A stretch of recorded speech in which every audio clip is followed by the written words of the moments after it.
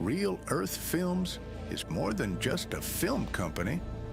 We create movements to protect wildlife and imperiled ecosystems through the power of film. As a nonprofit organization, we aspire to create a better world, one where the natural world thrives alongside our own. Real Earth Films, the future of wildlife filmmaking.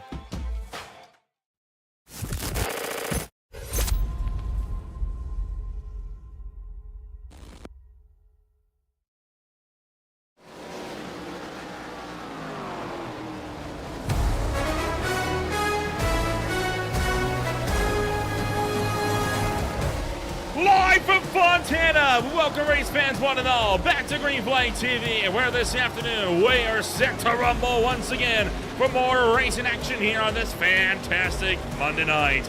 Welcome to Green Flag TV. My name is Ola Ramble alongside Austin Edstrom. We bring you all of a racing action from start to finish from tonight's 125 lap race. It is the Real Earth Films 250. Austin, it is one of the longest races of the year and one of the most hotly anticipated ones as well. This race has thrown up thrilling race every time you've been here. There has not been one season where you have not been here and every one has been a thrill. Yeah, this might be the race that I'm the most looking forward to over the course of the entire season. Auto Club never ceases to put on an amazing show, especially for the High Tide Racing League. And this year, we've got the new ARCA car. And well, the draft is huge here, right? So the big 2-mile ovals turn into mini Daytona Talladegas, right? They're just like the drafting races, but they still have tire work. So it's almost a little bit better than the traditional super speedways that we see. So I just got to think that tonight's race is going to be absolutely fantastic. There's going to be multiple lanes through both ends of this racetrack. Some people are going to be running all the way down on the white line. Some people are going to be running all the way up by the blue fence. And they're literally going to be spread out all across this racetrack. Moves left and right, huge runs down the straightaway, and I think the teams might come to factor here today with the draft that I was mentioning earlier. Let's take you back to 2 weeks ago at the Texas Motor Speedway, where we had several drivers getting caught up. It was a drama-filled race and a calamity-filled one as well. Of course, we had this absolutely massive crash in the early stage where Michael Keaton was sent hard into the wall, and that collected about a third of the field at turn number 4. It was one of those races where no matter where you ran, you just couldn't hide. It was the same story for Christopher Bassinger, the points leader, along with other drivers that were the favorites to win this race, including the one that won the race just one season ago. Yeah, this one took out a good couple of contenders. A couple of these wrecks really took out a lot of the main heavy hitters throughout the race. Had a lot of accidents through the Texas race. Still had a decent long green flag run, but man, it's just such a tight, narrow racetrack, especially coming down towards turns 3 and 4. Just really lending itself to some tough, hard racing. See Nick Nickerson here on the back straightaway with less than 10 laps to go, getting Aaron Smith, getting Benjamin Lacey, all bent out of shape in the late stages of that race. Like I said, taking out a lot of the heavy contenders, and then Jaden Hopp coming off of turn number 4 to take the checkered flag. Big win for Jaden Hopp after he made the mistake a week earlier at Rockingham, battling for the race win with under 10 laps to go there as well. So look at the championship point standings. That's how big that race was for Jaden Hopp. Bassinger wrecked out early. Hopp won the race, and he jumps to the top of the championship standings for third different guy to lead the standings in 3 weeks.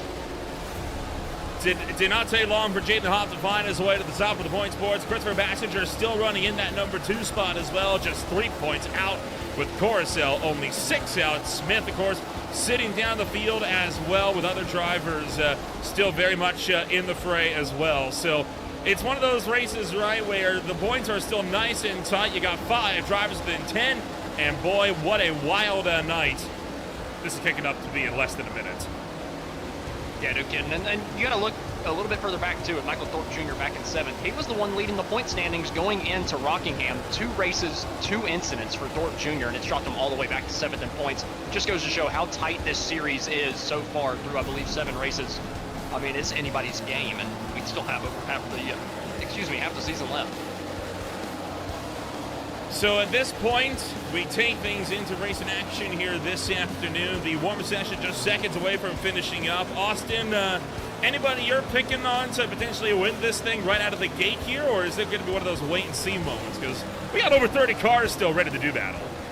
This is a tough one for me because, like I said, it's a little bit of a super speedway, but with the tire wear of Auto Club, with the way that these cars are set up. So it's going to be a lot of 2 wide, a lot of 3 wide, maybe even some 4 wide racing at times. I feel like I'm just kind of trying to find a needle in the haystack by picking the winner. It's just about anybody's best guess. But if you're going to make me pick, I'm going to go with Thorpe Jr. I know he's had a couple rough weeks, but I think this is the type of track that Thorpe could really succeed at. I've seen him do good at Michigan before, so I think I'm going to ride with the 34 to get himself back in a championship contention. Well, we'll take a rundown of what the starting grid is going to look like this afternoon as race in action is set to kick off once more. The PT Autosport Yellow Vision number 70 Aaron Rint-Smith starts at the number 1 spot alongside Golden Guardian Autosports driver Michael Thorpe Jr. Row number 2, headed up by Old School Racers and race winner from Texas, Jaden Hopp, alongside Jeremiah Hobbs, picking up his first podium for Midwest Motorsports just 2 weeks ago as well in 4th. Row number 3 holds MFRD teammates Brian Dees alongside Ty Marasco. Row 4 holds Brad Loss for Team 5 Motorsports alongside Christopher Bassinger for Golden Guardian Autosports, the runner for the points. And then the top 10 headed up by Jason Greenwald, crashed out of the race 2 weeks ago, looking for more this afternoon alongside Dalton Kilroe, looking to rally back after several races not going his way near the start. Going back to row number 6, starting in the 11th place spot, looks like we got Dustin Ping at that number 81, and it's Ethan Sikorsky starting on his outside and that number 94. Going back to row number 7, starting in 13th place, is going to be Connor Gibson for BC Sim Sport. On his outside, Scott Schuer for Old School Racers.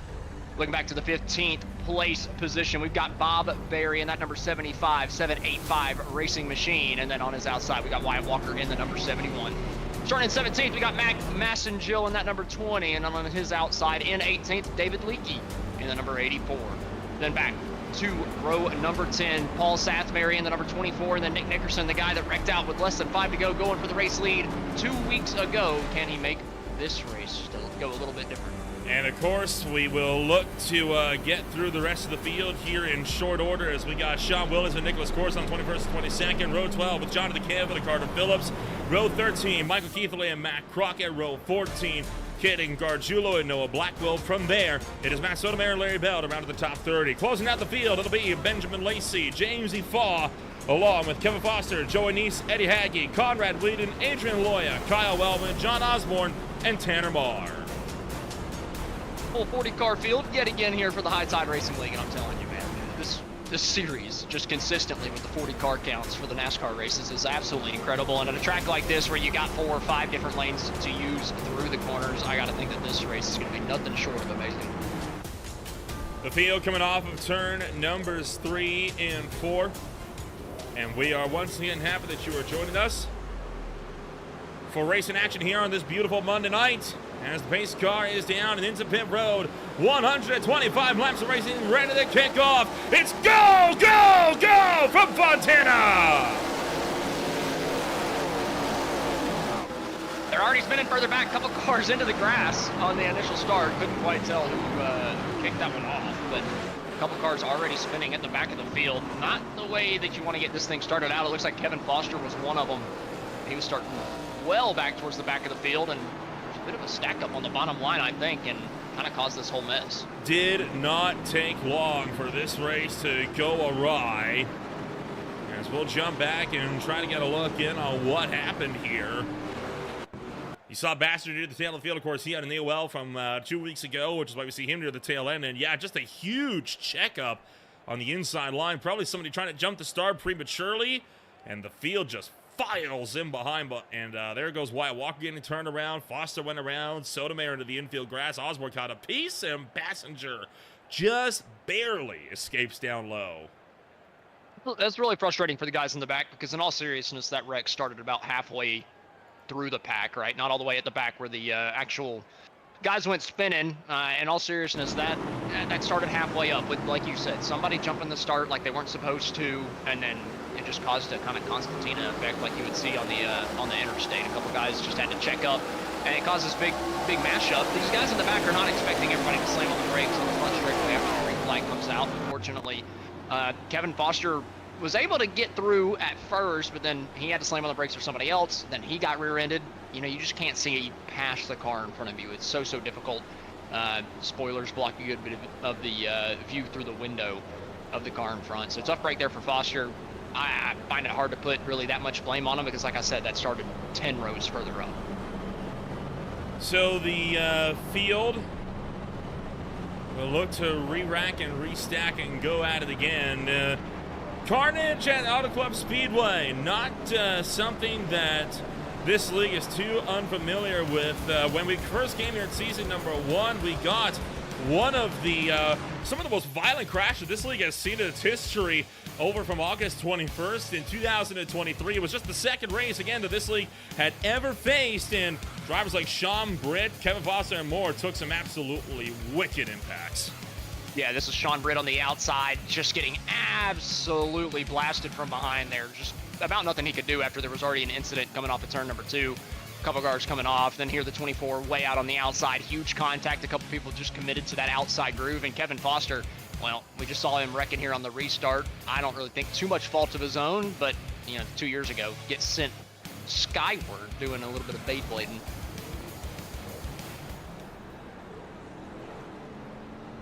Trouble will, it's got its ways to find you, doesn't it, in a track like this, right? I mean, it's really, the track looks wide, but when everything starts to bottle up like that, especially at the start, it bottles up before you really have much of a chance to even figure out what the heck is going on.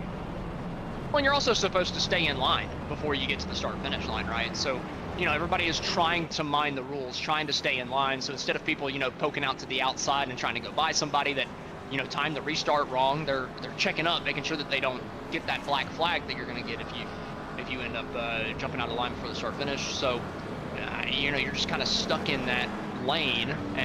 But the problem is, if you brake, then all of a sudden you're at risk from getting hit from behind, like we ended up seeing. You could be the nice guy hitting the brakes, trying to get out of the way, or trying not to run into the guy in front of you, and unfortunately the guy behind you just can't see it in time. So hopefully the craziness is kind of out already.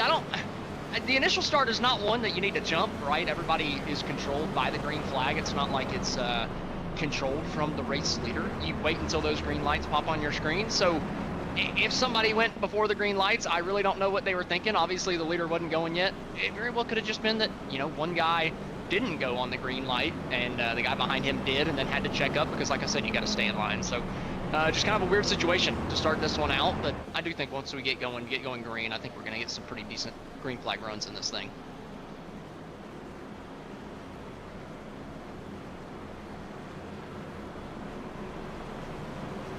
So the field, once again, getting set to rumble this afternoon. They are stacked up, they are racked up, they are ready to go again. Aaron Smith looking to take the lead away in turn number 1. Now we're actually going to delay that start, as the field has not gotten themselves fully sorted back here yet. Yeah, it looks like John Osborne might have gotten screwed on that initial start. I know that there's a issue in iRacing where if you don't take the initial start, if a caution comes out before certain guys get across the line, it could trap you a lap down. So I think Osborne might have been one of those unlucky few that got the weird iRacing glitch to get stuck a lap down. So they're letting him wave around the pace car to catch back up to everybody.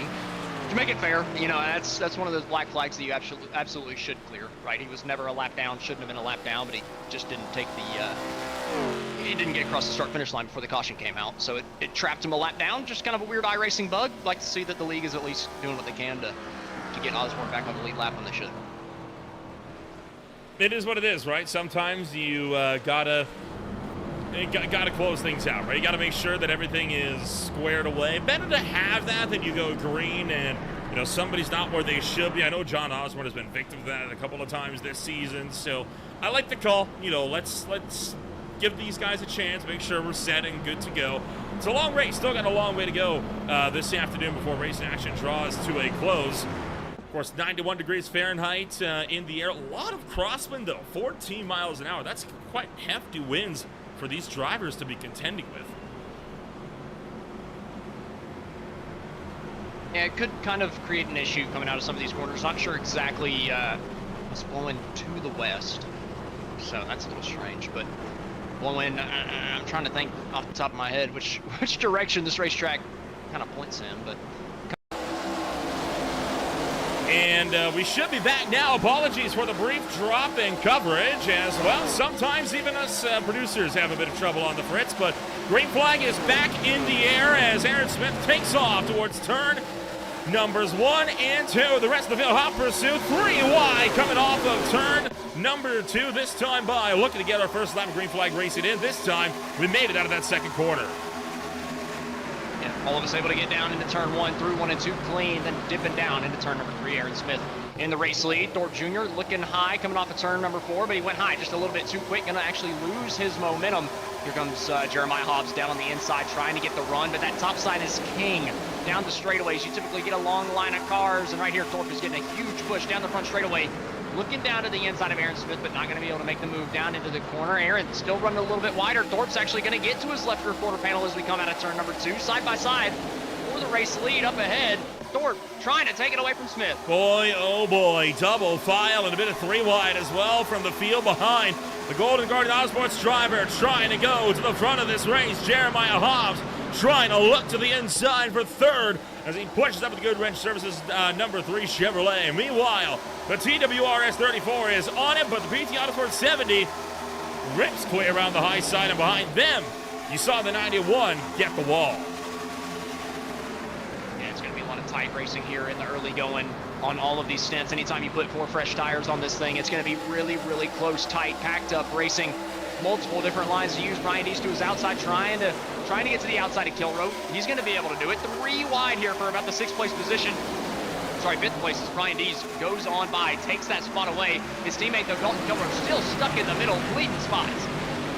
Boy, they look for 4 wide for a hot minute there, Austin. Coming off of turn numbers 3 and 4, ripping down the front straightaway, and again, the 94 Vita Sikorsky catches the outside wall. That car is just not having a good time out of turn 4. 3 laps in a row, he's caught the fence. By the way, Adrian Aloya appears to have a black flag, although he is no longer on the racetrack, so likely a stop it that he had to serve, and, well, he can't because he's not in the race car. So the field continuing to scramble off the top shove. Look out, Greenwell's loose. Oh my goodness, I think he got a little bit of a hip check after one car caught the fence on his outside. He's able to save it. Further up towards the front of the field, though, Ty Marasco just dives down to the inside of turn 3 and swipes the race lead away from Aaron Smith. Aaron Smith will be looking to get that one back as he goes off of turn number 2, looking to go down the front straightaway, right to the back bumper, and he's going to instead help out Ty Marasco, maybe try to see if they can build a gap down into the opening corner here.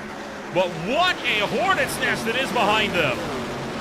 Jaden Hobb right behind him. They're all single file, and then right behind, Jeremiah Hobbs able to use the momentum to get around Thorpe Jr. Thorpe almost squeezes Brian Dees into the fence. He's able to just clear the nose of the number 17 to take that position away from him, or at least get back in line to hold his position over Dees. But here comes Dustin Pink down on the inside of the racetrack. He's trying to pick up spots. Oh, crashing on the exit, or on the outside of turn number 3. 2 cars poured into the outside wall, further back through the pack. One of those is Christopher Bassinger, who pulls across the racetrack and nearly caught one of these other drivers back here. I think that was Adrian Loya, the number 19, that got into it. And Ty Marasco now leading the way, but a big impact into the wall for several. Puts under the caution flag for the 2nd time tonight. And that started with the 65 to 58, and just a bunch of calamity in the middle of the field. Bassinger, just a complete passenger there, had nothing to do with that. Honestly, I think the 65 just came down the racetrack too fast. I don't know if he knew that he was 3 wide or not. The 58 had the nose in there, at least was getting the nose in there, coming into the corner. Couldn't quite tell from that angle for sure. Maybe the 58 come up, but the initial angle made it look like the car on the outside came down. Nonetheless, though, Bassinger, 2nd straight race that, well, I should say, 2nd straight points leader to have 2 back-to-back races where they crash out. We obviously saw it from Thorpe Jr., Rockingham. Yeah, the 65 came down and clipped 58. But we saw at Rockingham, Thorpe Jr. was the points leader coming into that thing. He wrecked at Rockingham. He wrecked at Texas. Bassinger was the points leader coming into Texas. He wrecked at Texas and has now wrecked this week at Auto Club. So if I'm Jaden Hopp, I might be shaking in my boots a little bit, thinking that he could get wrecked out in the next 2 races.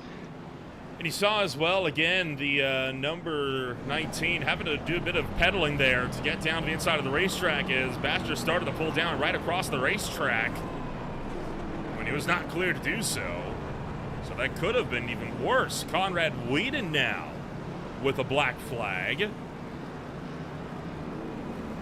Don't know what for just yet. Some early mistakes, some maybe some nervous jitters. We did have the off week last week, I should say. So we might just have a couple guys not quite up to speed, not quite ready for this thing right as the green flag dropped. Obviously, some early incidents as soon as we took the initial green flag, and now just a weird moment coming down into turn 3, but still 113 laps to go. Plenty of time for these guys to get it figured out. Like I said, I think we're due for a long green flag run at some point. This league always provides at least one, and man, whenever we do get to that point, it's all about how well you saved your tires. Can you have the track position while also saving? One guy that I'm thinking about, though, is Ty Marasco, your race leader. Started 6th, has gotten up to the first place spot in just 12 laps, and only about 7 of those were under green. So, is Ty pushing those tires a little bit too much? We talk about the history of this racetrack with this league, right? It is one of the very few racetracks that has been present in all 3 seasons of High Tide Racing League competition. However, this is the first time that this race has been hosted in the daytime. All other races have either been held exclusively in the night or in the dusk leading up to the evening. Very few of them have been held, in fact, none of them have been held in the very middle of the afternoon like this one is today.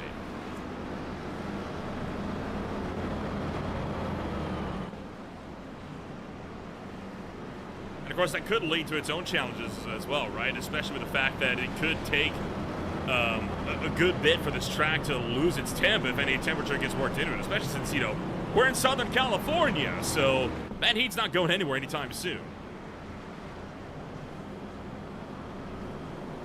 And you mentioned in the pre-race, this is the first time we've ran Auto Club during the day, right? So, like you said, the heat's not going anywhere anytime soon. Typically, we're running this thing at night. Cold temperatures, not much of a problem. But here, in the middle of the daytime, that temperature's not coming down. It very well could just go up the entire day.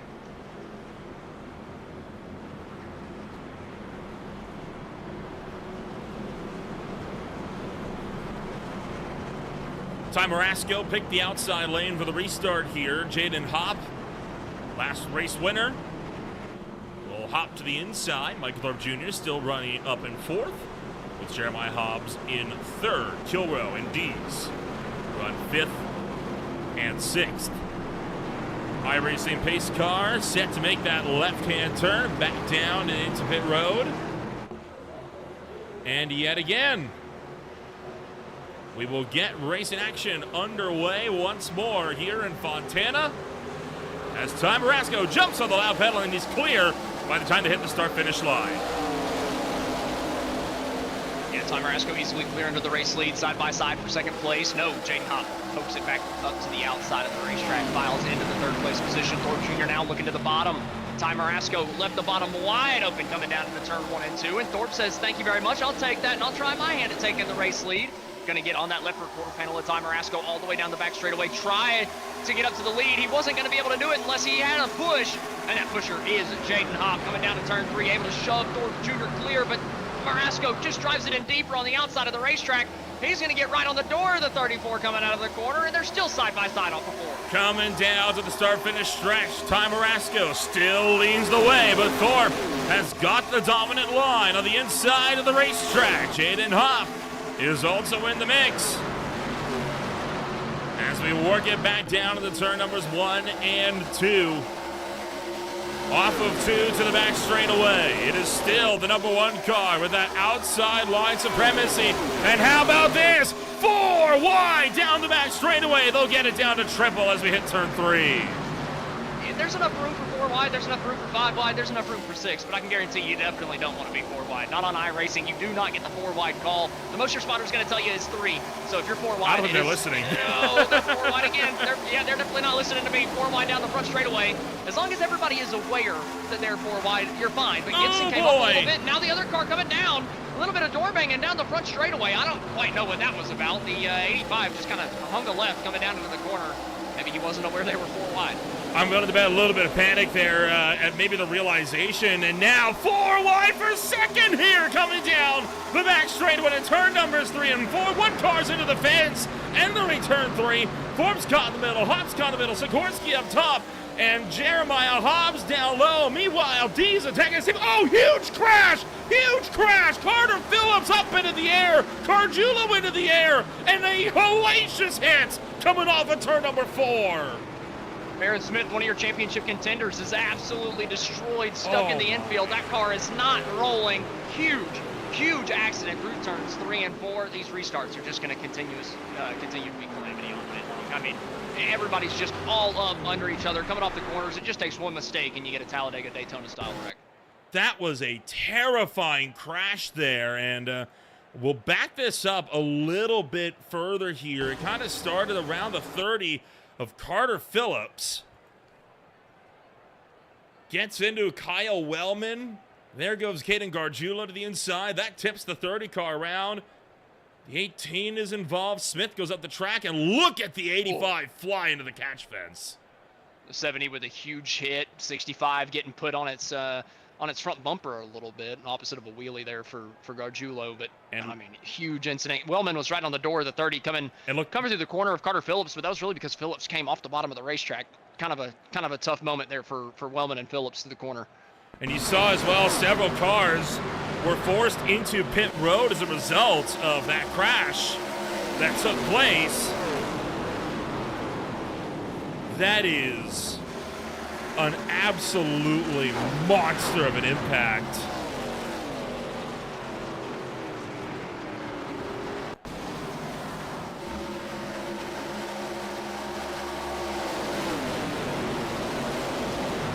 Several drivers are forced into pit road as a result, and again, look at how many drivers get forced down to the pit road here. They all have black flags now for unsafe entries and more, which I would hope would be clear.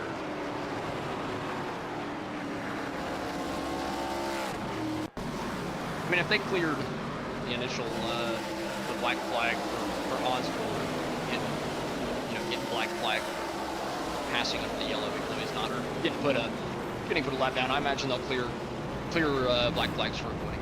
I would be absolutely shocked if they don't. It's one of the biggest crashes we've seen in a while, and already that may very well top Keithley's massive impact that we saw just 2 weeks ago in Texas.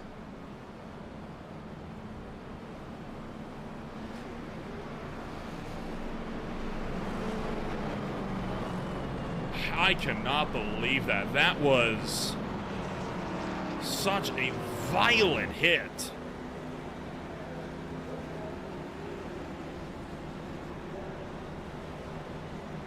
I think that we're done with the massive wrecks today, to be honest with you. I still think we're going to get that green flag run at some point, but we might have to thin the herd a little bit. These restarts just have so many cars all up under each other. It's just about nowhere for anybody to go. Like I say, one mistake. It just took one mistake. The 30 car sliding off the bottom of the racetrack. Wellman didn't recognize that the 30 slid off the bottom and ended up being right on his door.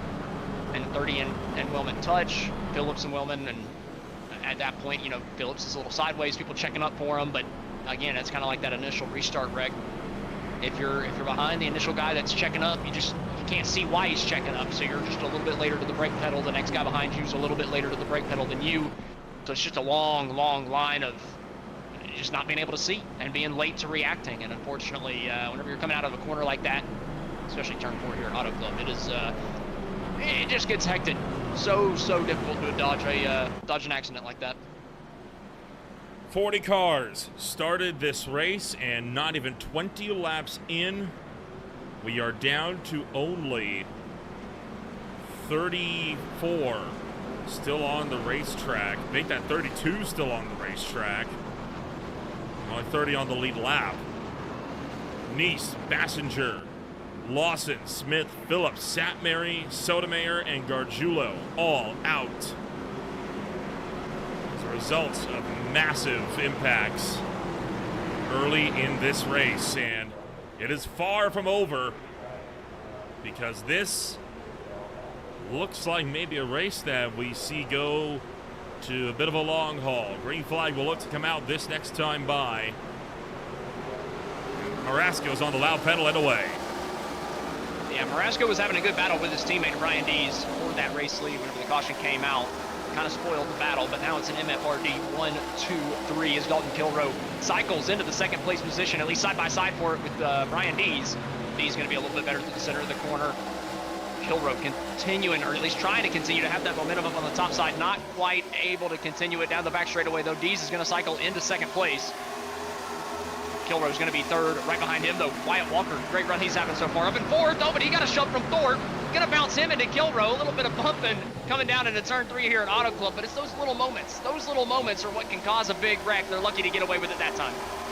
Yeah, some serious almost tandem drafting going on down into turn 3 there, and you see Jeremiah Hobbs fading out of the top 10, or towards the edge of the top 10 down on the low side, while Thorpe, Walker, Sikorsky, and Moore try to get around and look up top as the 97 of Eddie Haggy making moves right by the wall, trying to rip the top shelf. Couldn't get it in, though. Walker and Thorpe had another moment coming off of turn number 2. Thorpe was up here battling for the race lead not too long ago. Now he's getting shuffled outside of the top 10. Not the start to this race that Thorpe wanted, but still a lot better than the guys that have wrecked out so far. Like you said, 10 cars already down pit road. Oh, boy. Oh, 4 wide again. I hate the 4 wide moments. I mean, I love them, but it just scares me. Every time I see 4 wide on iRacing, I'm expecting a big one.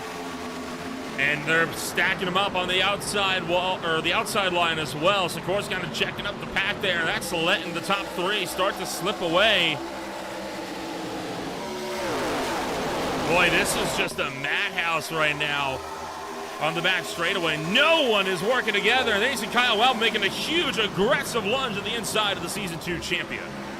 Yeah, Wellman with a big move from the wall to the bottom, dives it down into the corner. He's going to be stuck 3 wide on the bottom now as Dustin Ping was able to hang on to that right rear quarter panel in the middle lane there, but Ping has no help until just about now as we get to the start-finish line. He does have a bit of a bump trap now, a little bit of a 3-car tandem at Auto Club in the middle lane. All those guys trying to push each other clear. Wellman, the guy that did not have any help, he lost a couple positions down the front straightaway after that big bonsai move down the back. I feel like we can get out of the first 10 laps over Green Flag Run. We might be good as several cars catch the fence in 2 there. But we got to get out of that first 10 laps so to be able to actually get this field to spread apart. And right now, it's just not happening. I don't even know if 10 laps is going to be enough. This ARCA car has so much drag in it. The draft is so important that, these long straightaways and corners that you don't have to slow down much for really don't lend itself for the field spreading out whatsoever. I don't think you're going to see the field spread until after a green flag pit stop ever tonight. I mean, it'll be more spread out than this right now, but first to 20th is going to be within 2 or 3 seconds of each other, just about the entire line.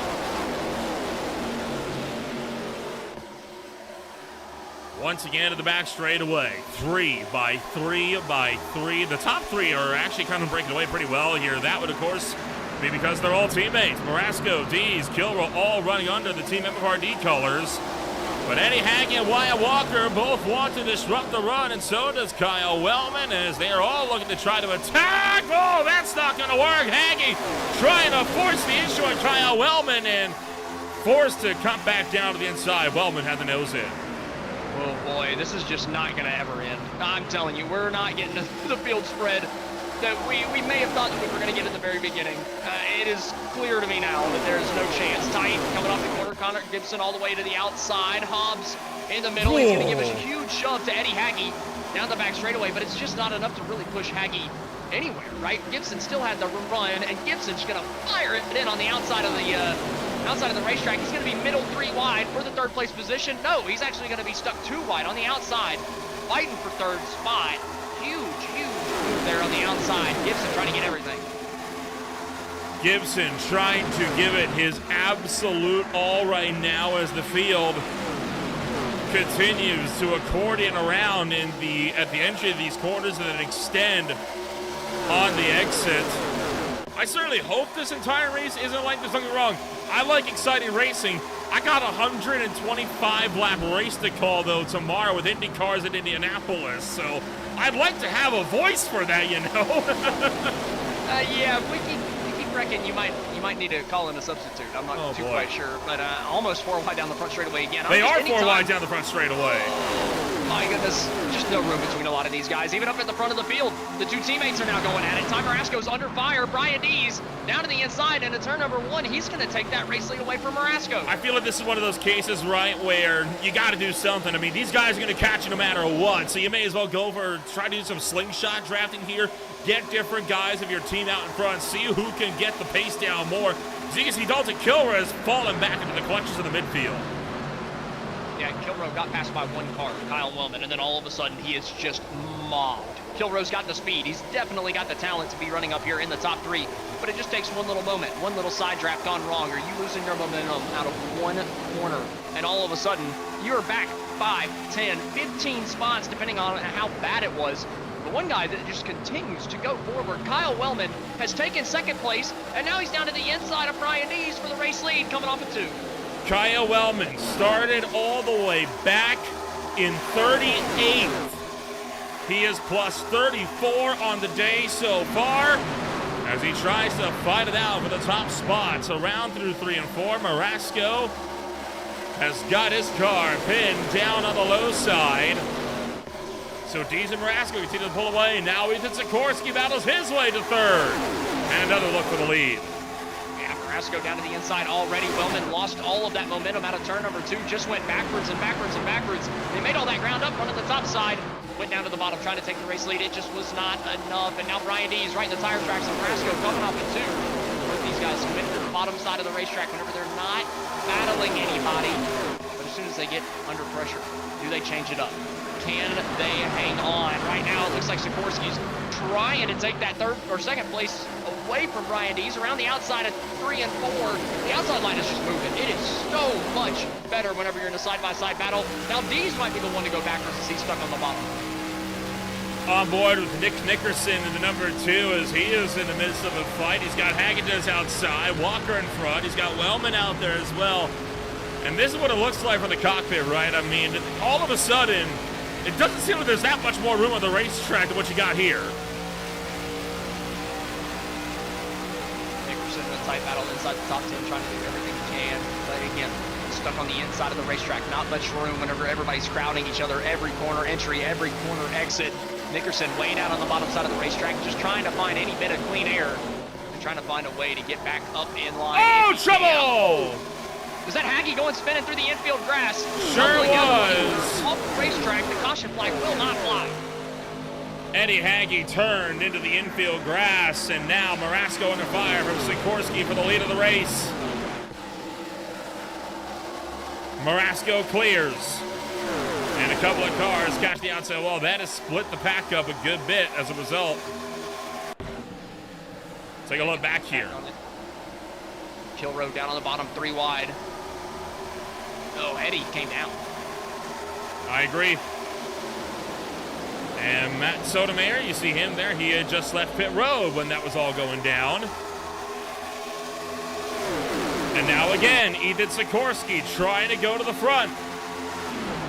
Sikorsky trying to take the race lead, coming down to turn 1, drives it in as deep as possible, but it's not going to be deep enough. Marasco hangs on to the right rear, entering the corner, and going to be able to get the run coming off of the corner.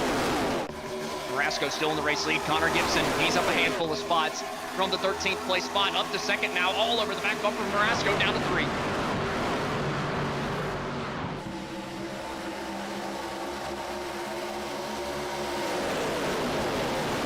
Oh, now more trouble!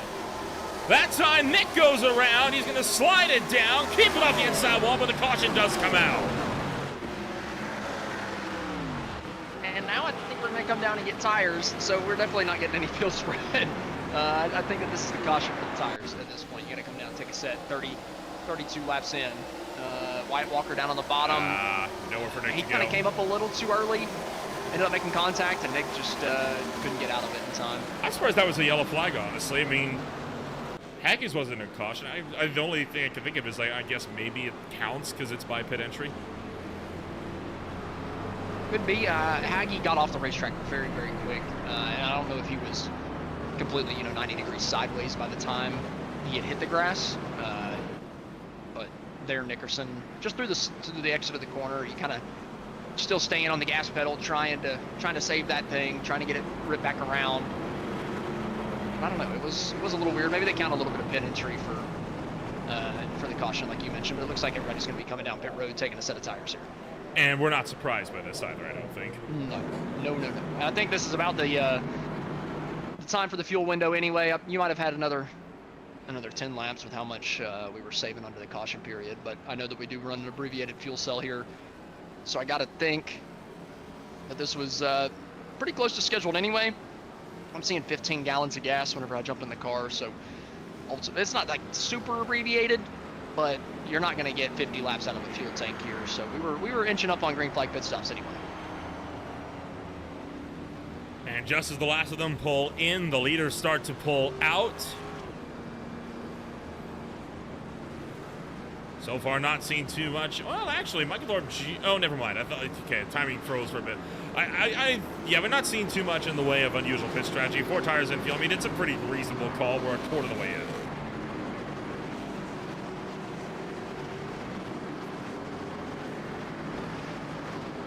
Several drivers getting damaged to pair. One of those that was not among the field, Ethan Sikorsky. Sikorsky was fighting for the lead for a good long while, and you know, we've seen him get the elbows out a lot today already, and boy, he got the elbows out quite a bit last time we were out here as well at the Auto Club Speedway, as he went at it with Samuel Bumgard. If you, I know Derek Watson was in the booth for this race, as back in January 20th, these two just could not get away from each other. Man, huge bump from the 94 to the back of the 53 there, entering 3, and like you mentioned here, a little bit more contact. 53 looked like he just entered the corner a little bit too early, bounced off into the outside wall, down the front straightaway. I mean, like you said, these guys, oh, that's a block and a half from Sikorsky. Holy cow, you can't get away with that too many times. If that happened to me, I might just dump the guy out of the next corner. But here, then Sikorsky just getting into the outside fences. The 53 was getting to his inside. I mean, you are not kidding. There's no shortage of replays of those guys battling and trading paint. Holy cow. It was a 30-40 lap scrap straight up between the two. We just could not get away from the two of them. But, you know, Sikorsky's one of those drivers, right? You know, he tends to race pretty clean, but you get the elbows out with him. He's got no problem returning to the favor, and it's been elbows up for much of the field tonight already. So don't be surprised if we see that 94 car start to make some moves. Well, the 94's been making moves. He's done a pretty decent job for the most part, being up towards the front of the field now into the top 6. And he's had a couple charges to where he might take the lead, just hasn't been able to get away from Marasco just yet, though. Here, though, Jaden Hopp is actually going to be your race leader, starting on the inside of the racetrack. First time we're seeing somebody choose the bottom tonight whenever they have the opportunity, so love to see what Hopp can do from the bottom of the racetrack. Like you mentioned with Sikorsky, see what he can do starting in the 6th place spot. 6th can go to 1st in a very, very short period of time, and an even shorter 1st can drop back to 6th and beyond. All it takes is one big mistake. We'll see if that mistake comes into play at all, as the green flag is set to come back out once again. Pace car is off. Jaden Hopp with the lead of the race. Time Rasco to his outside. The Texas winner leads us back to green. Hopp with a good jump. Ultimately, it means just about nothing in the grand scheme of things, because you just know that these cars are going to get a huge draft down the back straightaway, 2 by 2 by 2 by 2, all the way through the field as we come down into turn 1. Finally fanning out as we get down to the corner. Some people choosing way up to the top side of the racetrack. Ethan Sikorsky, Brian Dees wanting that top line, and I don't blame him. The top line has been the dominant line, especially down the straightaways. You've got to find a way to get to the top before you get to the back straightaway. A little bit of contact there for Sikorsky into the outside fence up towards the race lead, though. Hopp still hanging on, but Kyle Wellman from the back, he's wanting the race lead down to the inside of Hopp down the front. Kyle Wellman looking to the inside. Jaden Hopp trying to get in there with them now, looking for 3 wide. Up the middle goes Ty Marasco. Marasco will go to the lead of the race this time. Maybe no, as Wellman maintains his momentum down to the inside line. So Marasco continues to pull clear off of turn number 2. Marasco's looking really, really good here tonight. Not too surprised. I know that the tracks aren't too similar. Oh, Wellman just clobbered the back of Ty Marasco getting down into the corner. Ty able to hang on to it, able to hang on to the race lead. 3 wide a little bit further back. But as I was trying to mention, a couple weeks ago in a different league, Marasco was stupid quick at Homestead, Miami, and I know that's not a very similar track, not a similar layout, but the way that the tires wear, the abrasiveness of the racetrack, they are very similar. So I'm not too surprised to see Ty Marasco running up here towards the front of the field. Even on the long run of that first stage, he was able to hang on to that track position at the front. Might be good to mention that I believe Jaden Ha may have missed his stall. He was only showing 26.7 seconds in pit road, so unless he had some kind of a blink, I think he's still running on old tires. See exactly what happened to Hop. He definitely came down to pit road with the others. We saw him in pit road, but he may have missed his stall. He 100% did miss his stall. He went straight through pit road. I gotta think that he doesn't have much gas. Maybe 10 laps of gas from here for Jaden Hop, but up towards the front. Wellman trying to take that race lead again. Way down to the bottom of the racetrack, not quite clear of Marasco. He was for a second, but was not willing to make the big dive to the top. Hold on, someone just had a massive cut to the inside. That was James Afaw. That just had a massive moment coming off of turn number 2. Saw him dart heavily down to the inside of the racetrack, coming off the corner. He fought to the top. One car able to get to his outside just before the exit of the corner. Oh, and he just got hip checked. I think that he was holding a pretty steady wheel, but the car on the outside just left the wall ever so slightly and ended up getting in the door of E-Fall. But up towards the front of the field, if you're Marasco, you don't want to let anybody get your right rear. You got to close that off, but he's not able to do it out of turn number 2. Connor Gibson powering by, trying to take the race lead away from Marasco. The Canadian Tire number 31 looking around the outside of 3 and 4. Gibson sends the nose in there. Kyle Wellman trying to fly around the top shelf as well. 2 by each, all the way back throughout this field, and what a battle that these drivers are concocting for one another. Gibson now stays committed to that top side of the racetrack. We're starting to see a lot of guys migrate to the top. Look at how many people are ripping the fence. Just about half the field is deciding, I'm not leaving this top for anything, and I do not blame them one bit. You got to be in that single file line. You got to be in that draft train, unless you're up towards the front. The number 18, Noah Blackwell, he wants the race lead. He's going to go to the bottom to try to take it here through 3 and 4. Blackwell trying to see, got an answer contact up the track, goes Gibson in turn number 4. A big slide up the racetrack for the 31. Blackwell forces the issue, and Blackwell takes the lead. Gibson was coming down, trying to get on the right rear to suck Blackwell backwards whenever they got to the straightaway. Blackwell was coming up the racetrack at the same time, close to making contact. Maybe he did, but Gibson, either way, went up the track through the middle of 4, and now back down to the bottom here through 1 and 2, trying to take that race lead right back away from him, but he's not going to be able to do it. And now that top side is open for the taking. Brian Dees says, thank you very much. I'll take that second place spot back from you. Well, you can still make the inside lane work, but boy, you got to send it in there. You got to be at least a full car length alongside before you can even consider going for those types of big sends. Sikorsky catches the outside fence in 4, and now he is going to look to try to pull up and around the outside of Brian Dees. I was telling you, this is going to look like modified pack racing, but man, this is some of the craziest stuff I've seen. Look at this through turns 1 and 2. I mean, how many cars can we fit on the screen at one time? And we're how many laps away from that green flag that flew? I mean, we're 5, 6, 7 laps away from the green flag, and we're still all packed up like a can of sardines. If you think this is what modified pack racing looks like, I want to know what modified junior series they're watching. I want you to send it to me, because I would love to see that on a weekly basis. No, not modifieds as in modifieds, but like it's a modified version of pack racing. It's not quite Daytona and oh, there we go. The straight away. Tanner Barr around Connor Gibson. And still crashing up into turn number 1. Nickerson is collected in it again. They're still crashing to the outside wall. LaFaw and Williams catch these.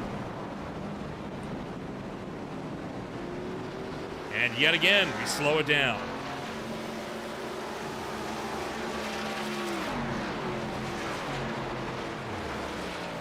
It's a little bit, it's more unpredictable than Daytona and Talladega. You know, you go to Daytona and Talladega, you're not having to slow down for the corners. You don't have the kind of accordion effect, right? You know, you're all sitting in line. You can kind of read the runs. Here at Auto Club, because you're getting off the gas for the corners and then getting the huge draft down the straightaways, the runs are just so much bigger than what you see at Daytona and Talladega, and you have people struggling to get off of the corner. Here it was 3 wide. I couldn't quite tell if Marasco got pushed up the racetrack or if he came up himself. I think he might have just gotten scared up by Gibson coming up a little bit and ended up getting into the side of Tanner Marr there. And then a couple cars just still wrecking coming down to turn 1. Yeah, just kind of escalated one after another there as the crash commenced up the racetrack.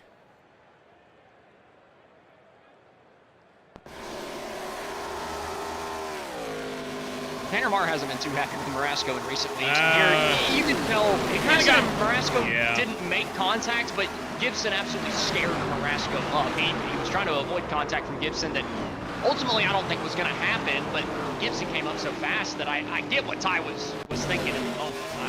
If you're on the onboard from Ty and you see Gibson coming up the racetrack like that, you're like, oh my goodness, he's going to hit me. Just maybe an overreaction from Ty. I kind of understand why. Jaden Hopp, the winner from 2 weeks ago, caught up in that, and I don't know what James Afal was doing. Is he kind of just jerked up the racetrack as well there.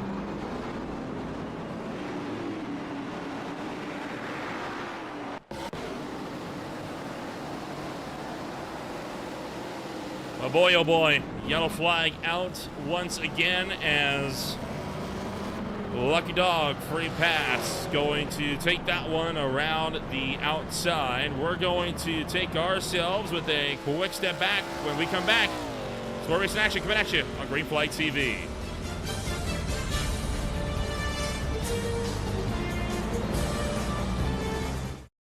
Racing isn't easy, but experiencing it is. iRacing puts you in the driver's seat with the industry's leading sim racing game. Drive on laser scan replicas of the greatest racing circuits from around the world. Go head-to-head against other drivers chosen by skill-based matchmaking to ensure competitive racing at every level. Compete across all your favorite series. In officially licensed cars, engineered to deliver the most accurate driving experience possible.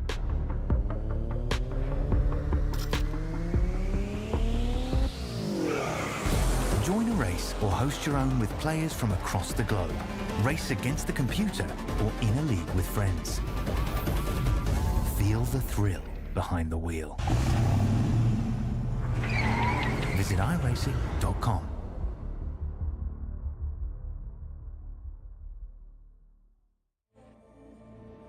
Real Earth Films is more than just a film company. We create movements to protect wildlife and imperiled ecosystems through the power of film. As a nonprofit organization, we aspire to create a better world, one where the natural world thrives alongside our own. Real Earth Films, the future of wildlife filmmaking.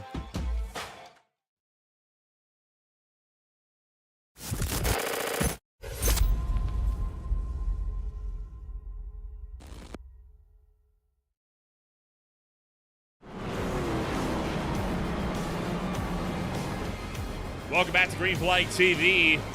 Green Flag just moments away from coming back out at the Auto Club Speedway. It has been a brutal race thus far. And it has been a pretty wild ride as far as things go. If you're just tuning in, my name is Ola Ramble alongside Austin Edstrom.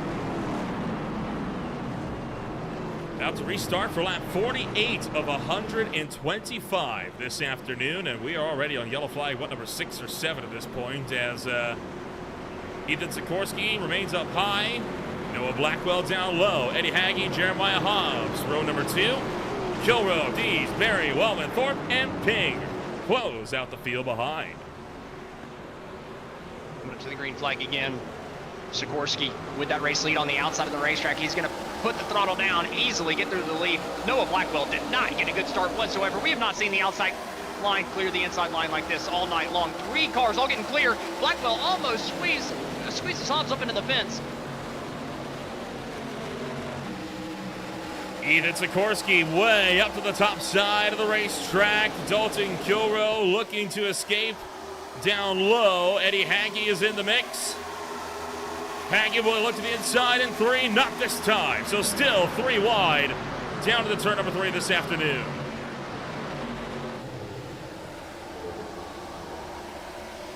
Kilrow down to the inside of Hobbs, coming off of turn 4, a little bit of contact further back.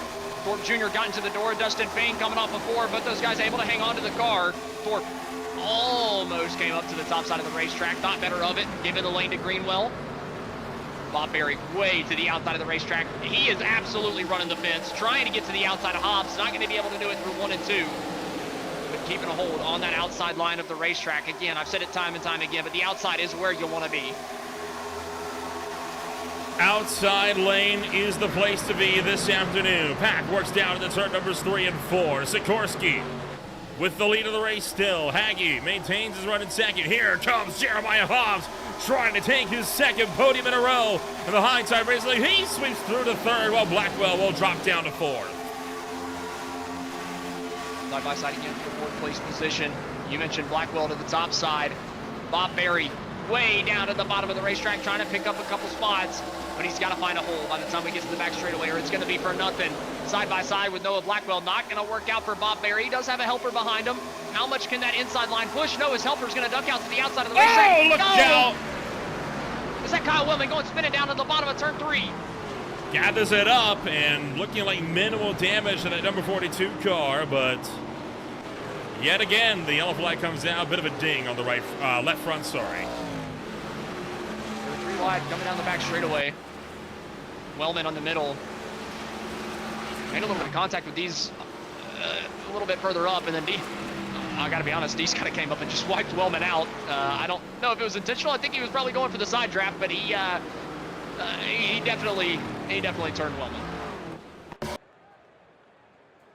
I'll take a jump back and see here, a bit of contact. Wellman came down the race. Hold on. Hey, Wellman made contact there. That was definitely Wellman's fault, but here Dees comes back up and left rears him. Boy, look at, you see the car lift off the ground for a minute.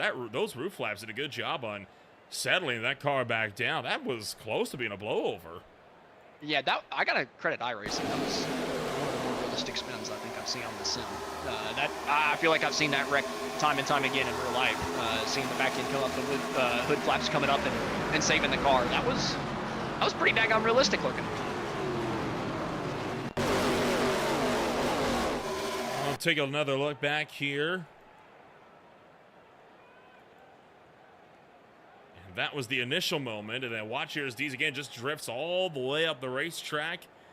Gets into the 42. Then again, look at how high this back end's going to lift off the ground here. Ooh. Well, that's slows us down yet again, and several drivers back down to pit road, including the likes of Dees, Kilrow, Ping, Marasco. So pretty much everybody in the MFRD camp is in, likely on a strategy call, including the Season 2 champ as well. And more like Corcel, Bell, Keithley, several drivers at this point just taking the chance to get some damage to the pair, right? I mean, may as well. I gotta point out, the guy that was leading the championship coming in, Jaden Hopp, he ended up having heavy left front damage under that last caution. And by heavy left front damage, I mean the left front tire was not on the car anymore. So he had to come down pit road, called it quits. So that's your championship leader out of this thing. Kind of continuing that curse I was talking about earlier, right? I said the last 2 championship leaders, at least the last 2 that came into a race with the championship lead, have had back-to-back races where they DNF. And Jaden Hopp, he's halfway to completing that once again, right? He's got that first race with a DNF under his book or under his belt now. So you definitely don't want to lead the championship here, it seems, in the Hindsight Racing League. Sikorsky continuing to lead the way. Jeremiah Hobbs right behind him is trying to go for his 3rd podium, and he took that first podium of his career not too long ago, but tell you what, that podium nearly didn't come his way as he got spun late into the game. Let's flash back to Texas just 2 weeks ago.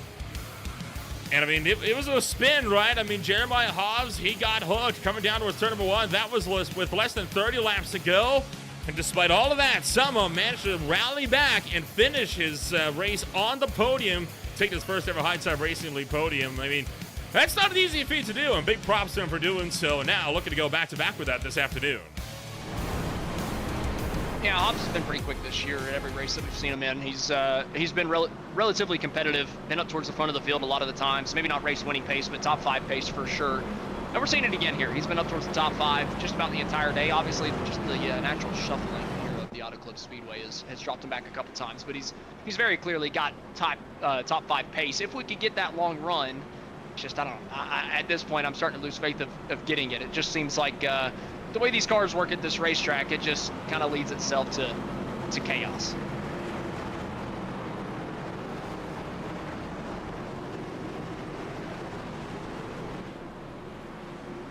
Still not at the halfway point. We're on what, caution 8 by now?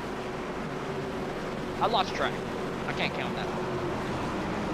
All right, we have confirmed Austin Edstrom cannot count to the same amount of fingers on his hands. Well,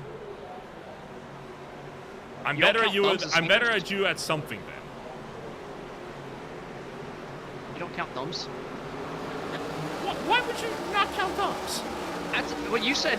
Same amount of fingers on your hand. You said you can't count that high. You can't count to 8. Just 10 fingers. Yeah. Well, yeah, but I say 8, and then you say that. That makes me think you're only counting the four top fingers. You know, No. You're leaving the thumbs out. No, we got 10. Okay, I'm just making sure that you counted thumbs as fingers. They got phalanges. Green flag's out in the air, and Sikorsky taking off towards turns 1 and 2. Peggy, Blackwell, Hobbs, and Barry running back to second, third, fourth, and fifth. Around the outside, Bob Barry reaching new heights for his race. He's pushed up the track, though, by Jeremiah Hobbs. And looking to the inside, we're going to go 4. 4 wide down the front straightaway. Somebody's calling it out in chat so everybody knows. Like we said earlier, the iRacing spotter doesn't really let you know. Hobbs able to find a hole to the top side of the racetrack. So move it back down to 3 wide. Thorpe Jr. stuck in the middle. Kevin Foster, he's wrecked twice, and he's finding himself back up into the top 10. So good rebound from Foster, trying to get the 5th place spot, but he is stuck on the bottom side of the racetrack with no help. So you might start going backwards here, buddy. I like the idea of somebody calling it out, right? I mean, distraction perhaps, but I feel like that's vital information that drivers appreciate to know, since their spotters are sure as heck not going to give it to them. I would definitely like somebody to let me know if I was 4 wide. I mean, like I said, you think you're 3 wide, so you just think you have more room than you really do. You can only see the car to your inside and the car to your outside. You hear the 3 wide call and you think, okay, that's all it is. I can move up a little bit, or why is this guy not moving up? Oh, there goes Greenwell into the wall. Much. Greenwell can't get that thing out of the wall. Finally does, but he's going to lose that big chunk of spots. The only time you don't want to be up top is whenever you tag the fence here through the corner. Greenwell was doing good up in the top 10, going to lose a good chunk of those spots. Still a long time in this race left, though, but you don't want to put yourself back in the hornet's nest like he just did. So the field fanning all the way out, using every single lane possible at this racetrack. And closing for the lead, Noah Blackwell trying to make the jump for 3rd. Oh, for 4th, sorry, then trying to tuck in line for 3rd. Kind of forced Barry towards the outside wall, and now Barry is into the outside wall in turn 1. And he's now going to start the drop. Still 3 wide all throughout the pack, coming up at turn number 2. You know, you would think after 8 cautions, even though I can't count that high, I feel like even after 8 cautions, you would start to think, okay, maybe I should do the crazy moves. Maybe I should mostly focus on the top side of the racetrack.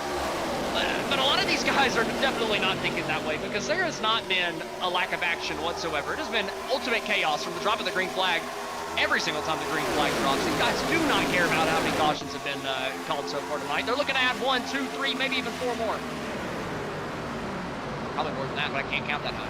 Call me crazy, but at the current rate we're going, I think we're going to get a little bit more than 4 more tonight. Yeah, that's fair.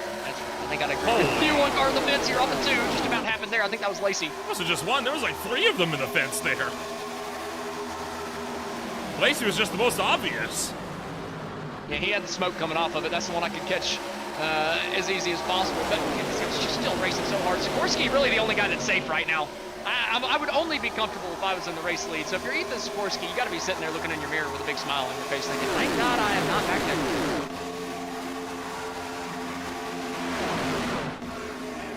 There goes Kevin Foster to the inside of Jeremiah Hobbs. He's going to also try to pick off a spot from Noah Blackwell coming off at turn 3.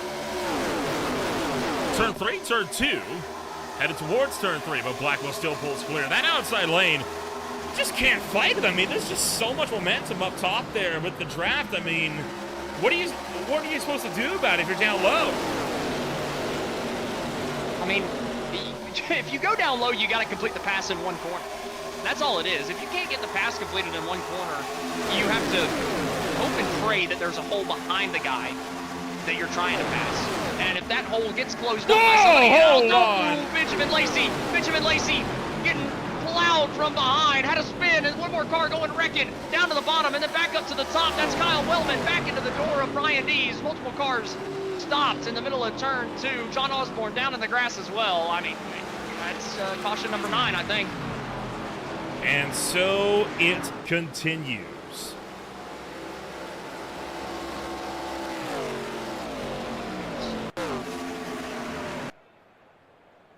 It's coming down to turn 1. Lacey got shoved up into the wall, I think, and boy, just pile driven by Wellman. That spun Wellman down the track. He then got into Larry Bell. Spun back up the road. Canfield thought he had a miss, but he got caught by by Brian Dees right at the end there.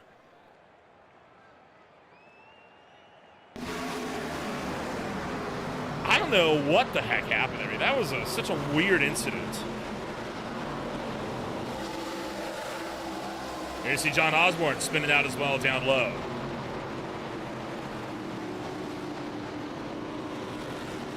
Ooh, I don't know how many cars we're going to have left running. I mean, I've been to some super speedway races in real life where I'm shocked that there's, 6 cars in the lead lap, 8 cars in the lead lap. Lacey came down. That was heck good, to be fair, to kick that one off. Lacey came down a little bit. Wellman had nowhere to go. Came down, collected one car. It's crazy how fast Dees' car came to a stop whenever Wellman hit him. I'm almost worried that the right front tire might be knocked off of Dees' car. But the way that thing stopped as soon as they made contact. But he's rolling around on the track decent. I don't see any spark coming out the bottom, so he might be fine. It was just weird how that thing just came to a complete stop. But, I mean, Wellman's probably destroyed. And Wellman was having one of the best races I've seen from him. Every time I've seen Wellman at Auto Club, he's been dang fast. I'm telling you, really, really good at Auto Club. But he got put at the back because, Dees came up the racetrack and got into his left rear quarter panel down the back straightaway. Both those guys go to the back, and now both those guys involved in that incident after they got put back in the hornet's nest. Kyle Wellman obviously got the worst end of the stick, though. I think Dees is okay, but Wellman just got absolutely destroyed. I can confirm Dees is not okay. He's got a meatball flag. Or Lacey, sorry. Oh, you were saying Dees. Oh, okay, never mind. Ignore me. I can't count, but you can't listen, apparently. Apparently. I don't know what's worse. I think listening, that's kind of it's like half the job. Yeah, that's a good point.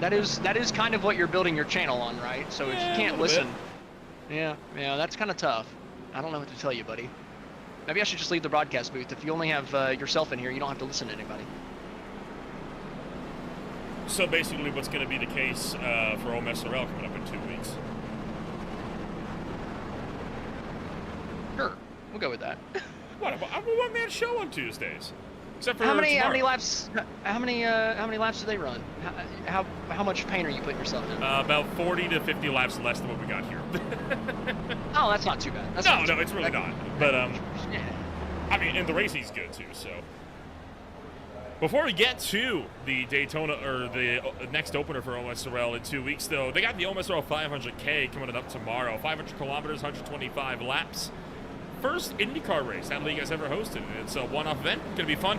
Bit of an IndyCar resurgence, right? We had the Classic IndyCar Series now in their second season here. We got OMSRL making their first IndyCar race. We got the Global IndyCar Challenge making their debut on Green Flag TV, and a triple header for broadcasting on Wednesdays. They run to Spa. Well, it is a trip down to the Red Bull Ring for the Beer League, and then, of course, PSR Sim Gaming Expo Truck Series with their finale at Michigan, and then on Thursday, heck, it's a Michigan triple header as well, because PSR, Average Joe Sim Racing League, Speed Cup Series, all at Michigan International Speedway this week, and 2 of those series are there for their championship finales. It's a great week for racing. Yeah, no kidding. I mean, you broadcast every freaking day. You can't get enough of this stuff. I love it too, but man, I don't know if I could put myself through the schedule that you do. Well, and then of course, I also work a 9 to 5. You don't, so that's a little bit different. Maybe if I didn't have a big boy job, then I I'd have a little bit more free time to be able to do it. But hey, man, I respect you for coming out here day in and day out. I mean, heck, on Saturday, we got the NAS Classic Series in Kansas now. They are moving away from Kansas after they were due to race at the U.S. International Speedway's dirt layout. And then we got HTRL at Homestead. So every single day of the week has got fantastic racing, whether it be historical venues, exciting venues, or just great racetracks in general. It's going to be one of the most exciting weeks of racing, I think, that we have seen on Green Flag TV. And, of course, that comes after we close out racing action today. We have just now hit the halfway point of racing action tonight. The green flag is out. Bringing back to the race lead. Easily the race leader. Foster's got a black flag. Oh, no. I love that you can see that immediately popping up there. Kevin Foster with the black. What exactly did he do? I didn't jump catch what start. He passed before the line. He's on the outside line. But remember, he can't pass the guy who's supposed to start first. So first place is started on the outside, and they get a bad start, and he gets to the line before them. He didn't pass the second place car. Whoa, look out, hold on. Ty Marasco up into the wall, put into there by Conrad Whedon. Marasco back into the door. Contact again, and we're looking to go around to the front straightaway. Contact still, as they're still beating and banging. Now Marasco finally loses it. Spins on the front straightaway, and that wreck took forever to accumulate, but a massive hit to the inside wall for Whedon. Walker collected as well. And that is one of the weirdest restarts we've seen yet. And we can... That wreck, man, it lasted 10 to 12 seconds before they actually wrecked. Foster got his black flags cleared, by the way, because he did not do anything wrong on the restart. Yeah, so for reference, he is supposed to stay behind Dustin Ping, I think. No, he's supposed to stay behind the 11 car on the inside. I'm with you. I don't know what he did wrong. He got the black cleared, so he's good to go. I think the admins saw the exact same thing I did whenever I watched the restart back. There was nothing that Foster did wrong, but coming out at 4, I mean, these guys, they started wrecking in the middle of turns 3 and 4, and they didn't stop wrecking, or didn't actually get the wreck really started until they got past the start-finish line. Marasco got driven into here down into turn 3. That's where it starts. It started all the way back in 3, and it just goes all the way around. Marasco then comes down the racetrack, gets into the 11, I think just trying to get off the wall. Meanwhile, Foster shoves Eddie Hagee up into Conrad Whedon. And then that, of course, because Whedon's now out of control, he drifts up right back into Ty Marasco. At the same time, Marasco was coming down. If Marasco's hanging onto the blue wall, they're definitely fine. But again, it's one of those moments where I don't think that he knew they were 4 wide. He didn't think he needed to give that much room, likely following the draft in front of him. I gotta be honest, Auto Club is just, with this car, I thought it was gonna be more of a racy showing, but there's just too many cars with not enough space, right? And it's weird to say that because you're like, Austin, this track is 5 freaking lanes wide. What do you mean there's not enough space? But it's because there's 30 cars packed up within 2 seconds of each other. So you have this little moment, and these guys are all beating and banging off of each other, but then they're just getting people flying by them as they're wrecking, right? You see the cars coming down to the bottom, making it 4 wide. Marasco comes down a little bit as Whedon's out of control. Not 4 wide, maybe Marasco has a little bit more room. I don't know. That's a tough one. If you see a wreck happening for 20 seconds, it's honestly it's hard to tell who the heck actually started it. I think it's safe to say kind of Conrad Whedon started it. It's by putting Marasco into the fence. I'm confident in saying that. Well, yeah, I agree with you on that. But then they had it safe, and then Hagee got pushed up the racetrack while they were 4 wide and back into Whedon. So it's like, okay, it started entering turn 3 with Whedon, but who's actually at fault? Because they had it saved, and then other cars pushed up into it. So right on board is Jeremiah Hobbs. He's right behind this, and he sees it start. He's kind of fed to the throttle and just barely jukes around Eddie Hagee.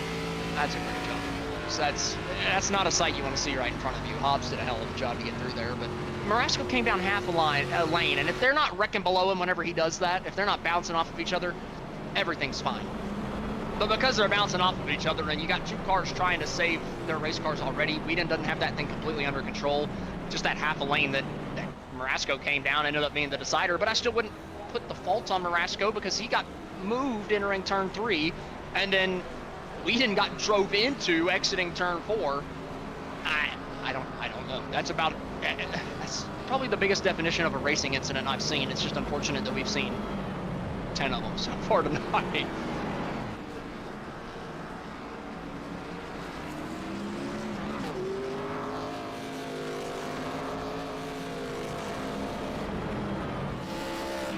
So still got 57 laps to go when we take the green flag. I kind of hope someone's in the driver's ears telling them, hey, we're at halfway and we're in like double digits of cautions in a 250-mile race. Well, I've got the voice chat unmuted, and I can tell you right now, nobody said that. At least I haven't heard nobody say that. So, somebody might want to, because it's one of those cases where, I mean, again, we had 40 cars start this race. 40 cars started this. Out of those 40, we only have 25 left on the racetrack and only 20 on the lead lap. And we're just past halfway. We're going to be lucky if anybody finishes this race at this point. Well, and I got to point something out, too. Nick Nickerson and Kevin Foster have both been involved in 2 accidents, and they're running first and fourth. What? Where else are you going to see that?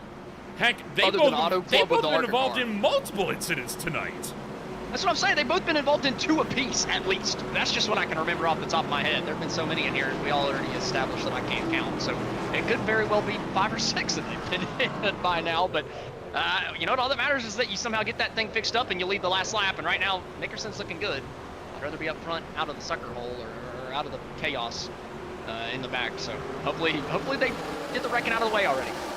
Green flag back in the air. Nick Nickerson, Kevin Foster, Ethan Sikorsky, John Osborne, and more taking off towards turn numbers 1 and 2, looking to make their way around through 3 and 4. Holy cow, look out as Mike Massengill kicks the tail end out just a wee bit there. Brian Dees is in the fray as well, and now looking to make the run down the front or the back straightaway and into turns 3 and 4. Sikorsky to the inside of Foster, looking for second.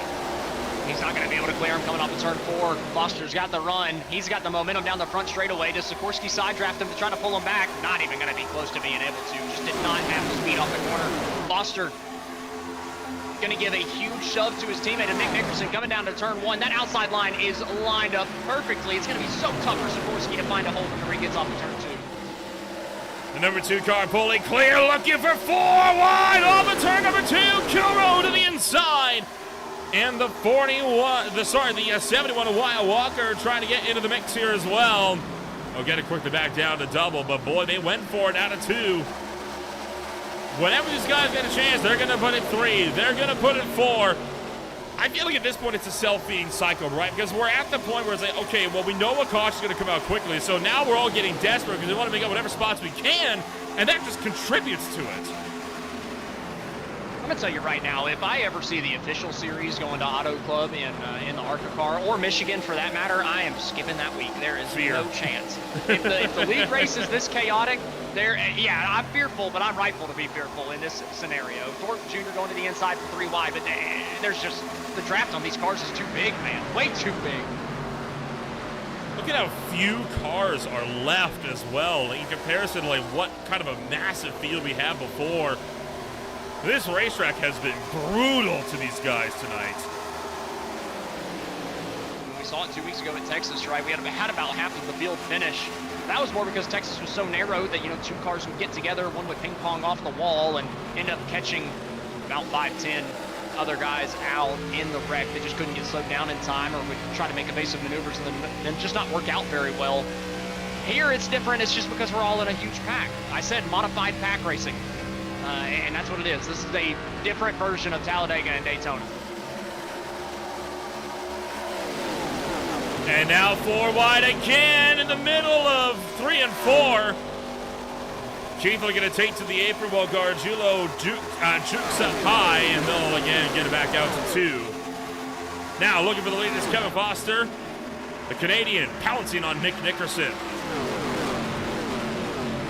Deciding not to stay behind his teammate there, entering turn 1. He decides, I want to go up here, maybe lead a lap. He's going to take that race lead away from his teammate.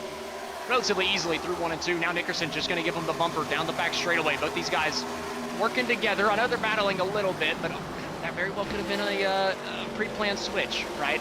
Not in the same way that tandem drafting was back in the day, but you got that run.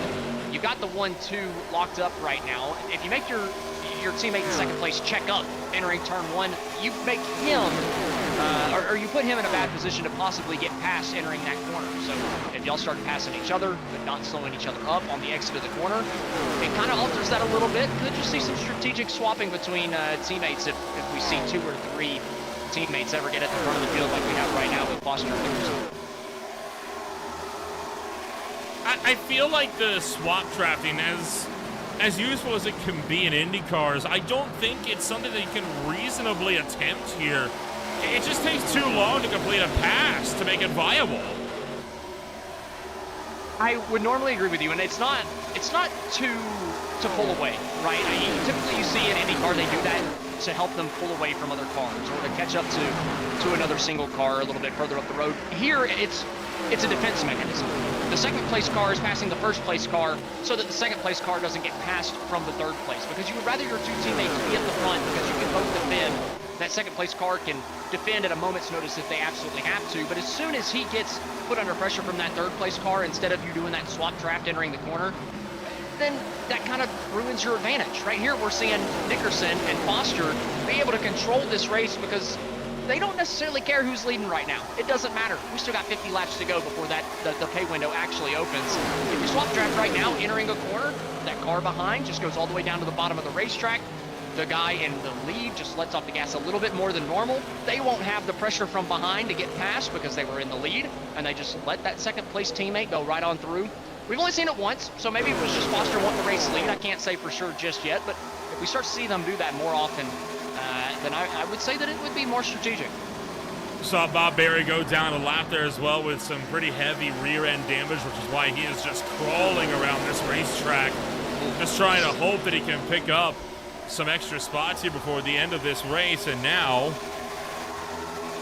oh boy, hold on, Jeremiah Hobbs forcing the issue, and Nick Nickerson is all of a sudden separated from his teammate, and he's going to be out of the top 5 by the time they get it into turn 3 here.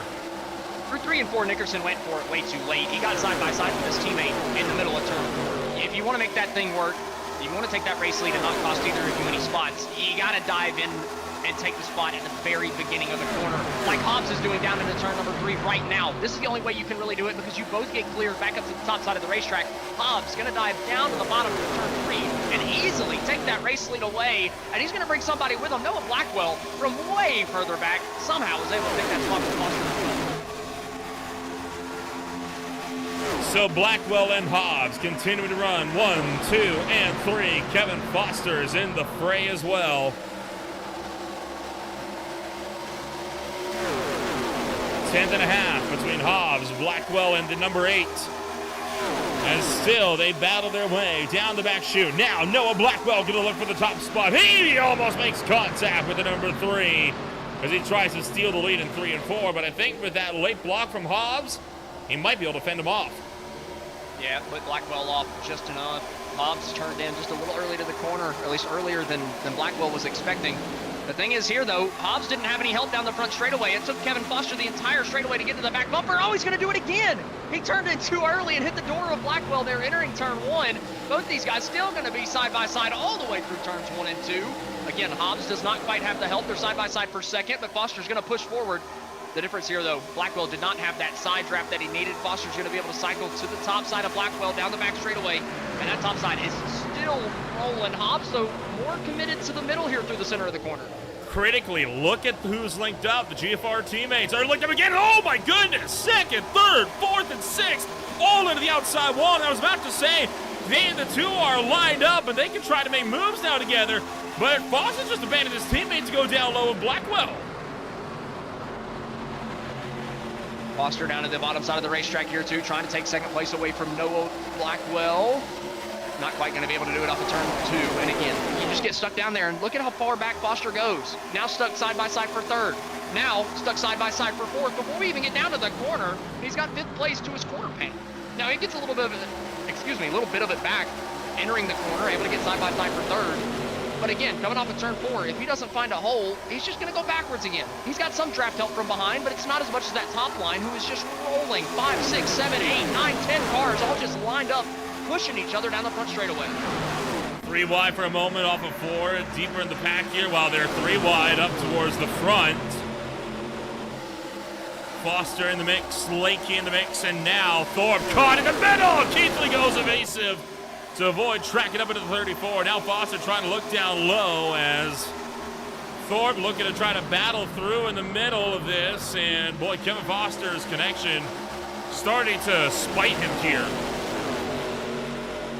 Yeah, the connection not looking good, and he's on the bottom side of the racetrack, so you're a little bit of a blinky boy, and you kind of become a moving chicane. People don't quite know where you're going, where you're at, where your nose is actually pointed, so where you're going to be in about 3-4 seconds whenever you blink out like that. You just can't predict a car that is blinking in and out like Foster was there for a moment. It looks like it's back under him, not having too much of a problem, but his problem now is just the fact that he's stuck in the middle groove. He doesn't have anybody pushing him right now. He's got Junior, I think, who's going to file in behind him. But still, those guys just don't get to run off the corner that the top side does. So if you're up top, you just continue to file on through like a train, driving around the guys on the bottom. Payne's still trying to make the bottom side work, and with them getting too wide on his outside as well. Leakey's stuck in the middle, but it looks like he's going to be able to find a hole coming off of 4. Maybe it could have turned out better for Ping, but just not quite able to do exactly what he needs. But he's going to find the hole as he comes up to the top side of the racetrack. So that's what you got to do, though. Dustin Ping, right there, able to pick up just a couple spots in the center of the corner. Ran it for a couple of corners and then finds a hole up top right in front of Brian Dees. Make up a couple positions, get back in line, build the momentum again, and then try it all over.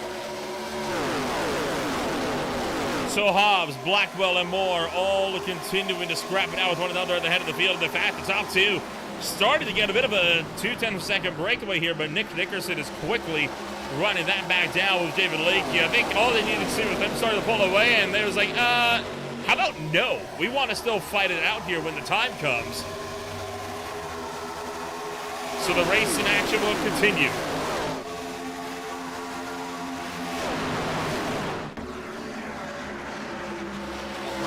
Last time that your leader Jeremiah Hobbs came down pit road was lap number 62.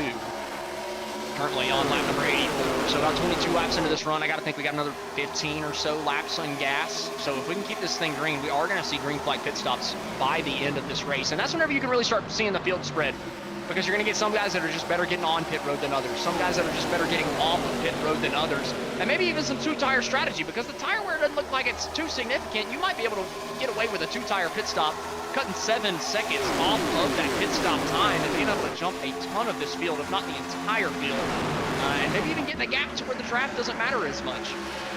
At that point, maybe those left side tires start hurting a little bit later in the run, and you start bleeding time, but you very well could gain enough to be able to hang on just off that pit cycle. So we'll just have to wait and see. Hopefully we get to that point, because I really want to see the green flag pit stops. I think it'll really open this race up.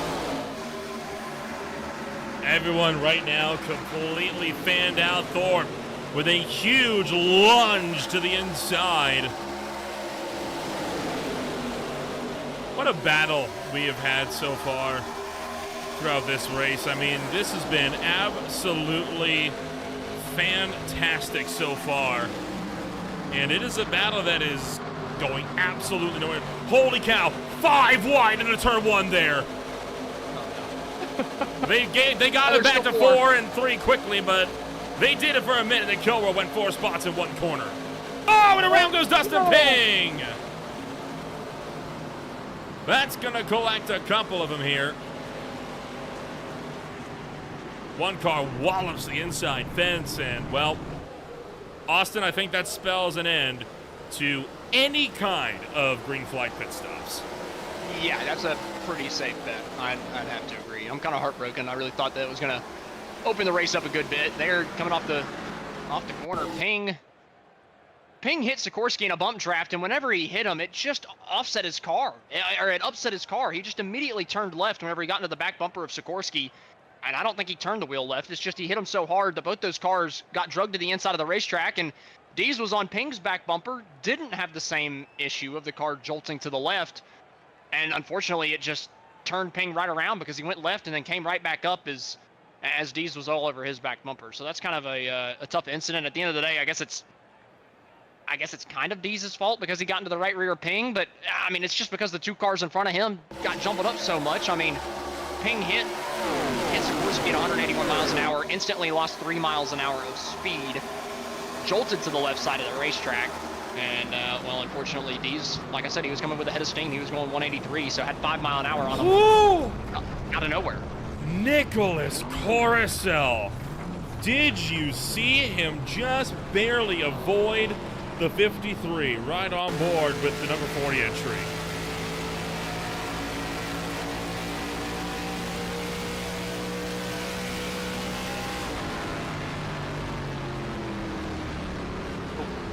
Oh my goodness. That's a ridiculous dodge. That's ridiculous from Coruscant, and that's huge from Coruscant because he's second in the point standings. Right, and we've seen the race or the championship leader. Someone's just hit the pinball down here. Boy, it just goes bad to worse when it rains. It pours for some.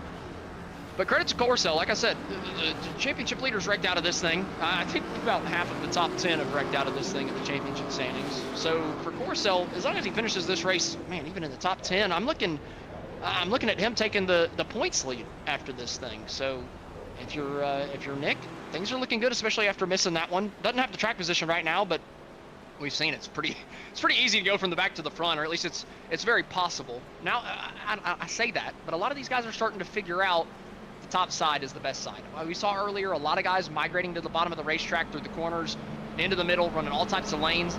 Over the course of the last 20 laps, we've seen people just enter on the fence and stay on the fence the entire way around this racetrack. And so it's going to get more difficult to make those moves. It's more about, you know, if somebody pulls down to the inside, taking advantage, filling that gap that they leave. So we'll see for Coruscant. But as the herd's thinning, it does become a little bit easier, I suppose. About 20 cars left on the lead lap. Real quick, we'll take one more jump back, and when we come back, it'll be the remainder of this race coming at you live on Green Flag TV.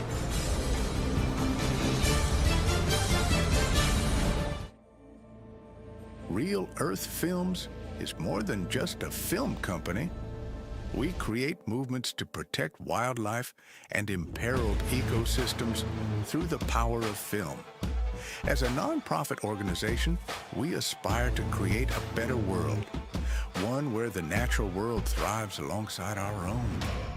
Real Earth Films, the future of wildlife filmmaking.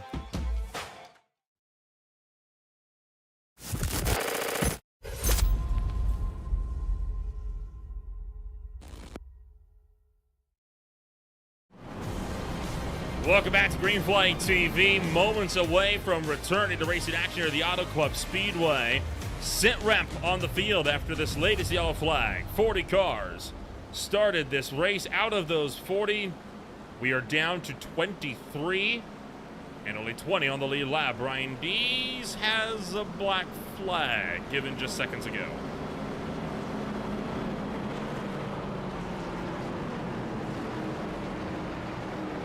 Field 2x2 and up once again. Jonathan Canfield now up in the race lead. Hobbs on the outside. We've seen the race leader get huge jumps every single time. Can Canfield continue that streak? But even if he does, that draft down the back straightaway just about guarantees you're going to get dive bombed coming down to 3.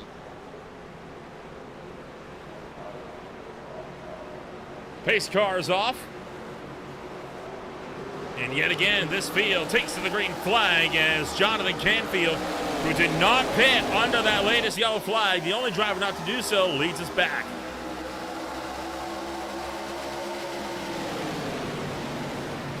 Canfield way down to the bottom side of the racetrack here through 1 and 2, trying to take the shortest distance while you're not quite up to max speed. I like that from Canfield. Going to actually build a bit of a gap coming off of turn 2, but Hobbs is going to have the run off the corner. Now he's got the draft as well as Canfield has come up. Hobbs down to the bottom. No, Blackwell way down to the bottom. Hobbs is going to be stuck in the middle, 3 wide. Canfield fires it in on the outside of the racetrack. Not going to be able to hang on to the lead. Hobbs now has the outside, the preferred groove, and Hobbs is going to take that race lead away. Oh, and into the wall that time. Canfield getting bodied out by Nick Nickerson. Several drivers having to come to pit row. One of them's just spun on the entry there. That was Adrian Loya coming down to the pits. Actually lost control on entry and checked up Brian Dees even more. So whatever black flag Dees has, it must have been a warranted one, because he is in a pit road to serve it. I believe that was for his second incident caused, even though, again, that one was just funky with the cars getting messed up in front of him, but I think that he took the blame for that one, so he ended up getting a pass-through penalty there. So he's serving that. Going to stay on the lead lap for now. He's going to need another caution, though, to get back in this thing, and, you know, I said we weren't going to get much field spread. This is the most we've had all night. Part of that might just be because the pack is thinned out big time. Right? There are not nearly as many cars out on the racetrack as we saw earlier. Earlier, I mean, there were 30 cars within 2 seconds of each other just about the entire time. Now, not so much. It's about 15 cars within that same stretch of asphalt. Most of them are migrating to the top of the racetrack. I mean, outside lane has always been the place you want to be at throughout the course of the day, right? It's just been a matter of earlier on there was enough cars that everybody was kind of jockeying around so much that you could afford to make the inside lane work, because you knew that the leaders were going to get slowed down. With there being, you know, fewer drivers, now it turns into an outside lane frenzy where nobody can really do anything on the bottom. And now with the herd thin, even if you go to the bottom, you just don't have as much help. Now, John Osborne's doing a pretty good job on the bottom side of the racetrack right now, picking up a couple spots. He loses them down the straightaway, but gains them through the middle of the corner. So we got another car crawling the pit road here. That is Loya coming back down. And that is for another penalty, and I'm willing to bet probably to do with the spin on entry. It's pretty safe, though. And here's Thorpe Jr. down on the bottom side of the racetrack. He's trying to make moves, but again, it's just so tough down there on the bottom. And you know, these guys, they're so smart, right? Through the course of the race, it's been 90 laps. They've already all figured out that the top is the place to be. Thorpe Jr.'s just trying. He's throwing a Hail Mary, really going to the bottom. And, you know, you got to do that. You got to get the position somehow. So I totally get what he's doing, and I respect him for trying it. But it's almost hopeless. That inside is just not where you want to be for more than a corner or two. There goes Noah Blackwell to the inside of Jeremiah Hobbs, trying to go for the top spot. Looking to try to push up from the bottom. Hobbs catches the wall. Contact! Blackwell doors him down the straightaway. Brazen attempt there from Blackwell to try to take the lead. Blackwell down to the bottom. You can only make this work for a handful of corners, and then you got to find that hole again. Right now, if he fails, he's got that hole. Nickerson hasn't quite filled it just yet. Blackwell, though, not willing to take it. He's still to the inside of Hobbs. Now, side drafting him all the way down the back straightaway, leaving a decent bit of room, making sure they don't wreck each other like we've seen so many times before. Nickerson now fills the hole, but finally, Hobbs under pressure. Blackwell down to the bottom side of the racetrack. He fired it in as deep as he could, but he's still not going to be able to be clear. Hobbs is going to have the momentum off the corner. Probably going to clear him down the front straightaway unless we get the biggest side draft we've seen, but not quite able to do it. Blackwell just has to find the hole back in line, and it was a very, very tiny hole. Just barely finds the entrance to get in there as we cross over to 30 laps to go, but it will not take long, trust me, for Blackwell to get right back up there and start to battle it out once again. He is only content to run second fiddle to these guys for so long. So he's got Hobbs in front. And to his inside, he's got Nick Nickerson trying to make moves as well. John Osborne, man, he's been one of the few guys that I've seen be able to stay on the bottom side of the racetrack for a handful of laps and at least hold it even. Right? He may not make a ton of progress, but he's not really losing a whole bunch either. Of course, as soon as I say that, he's going to get put 3 wide. Just about the 20 to the bottom of the racetrack. Foster way up top. Osborne trying to get everything he can through the middle. Going to get side by side with Thorpe Jr. now, but not going to be able to find that hole. Once again, the 20 is going to file in behind him, but he's not going to be close enough to make a push. So even though Osborne got side by side with Thorpe Jr., he's lost that. He's lost Kevin Foster's spot. He's lost Ethan, I can't even talk, man, Sikorsky's spot. Everything just happens so freaking fast here. You gain a couple spots, and you lose. Oh, Kevin Foster is coming to pit road. Foster could not go the distance. So he is into the pits for what will be the final time tonight. That's weird to do it this early. If this thing runs green, it's not going to work out, period. All right, because these guys are all in the draft, running really fast lap times because they're in the draft. Foster being out there by himself, not having the draft of anybody, he's going to lose time to this pack. The only way that it works out is if we get another caution and all these guys have to come down pit road and he does not, which is very possible. He can just jump to the front of this field off of that, but, you know, like I said, the herd is thinning. There's not as many cars out there to crash. So if there's going to be a chance that we go green the rest of the way, it would be right here. At least this is the highest chance out of anything else. Justin Ping also on pit road. Justin Ping goes to pit road. As one by one, drivers are starting to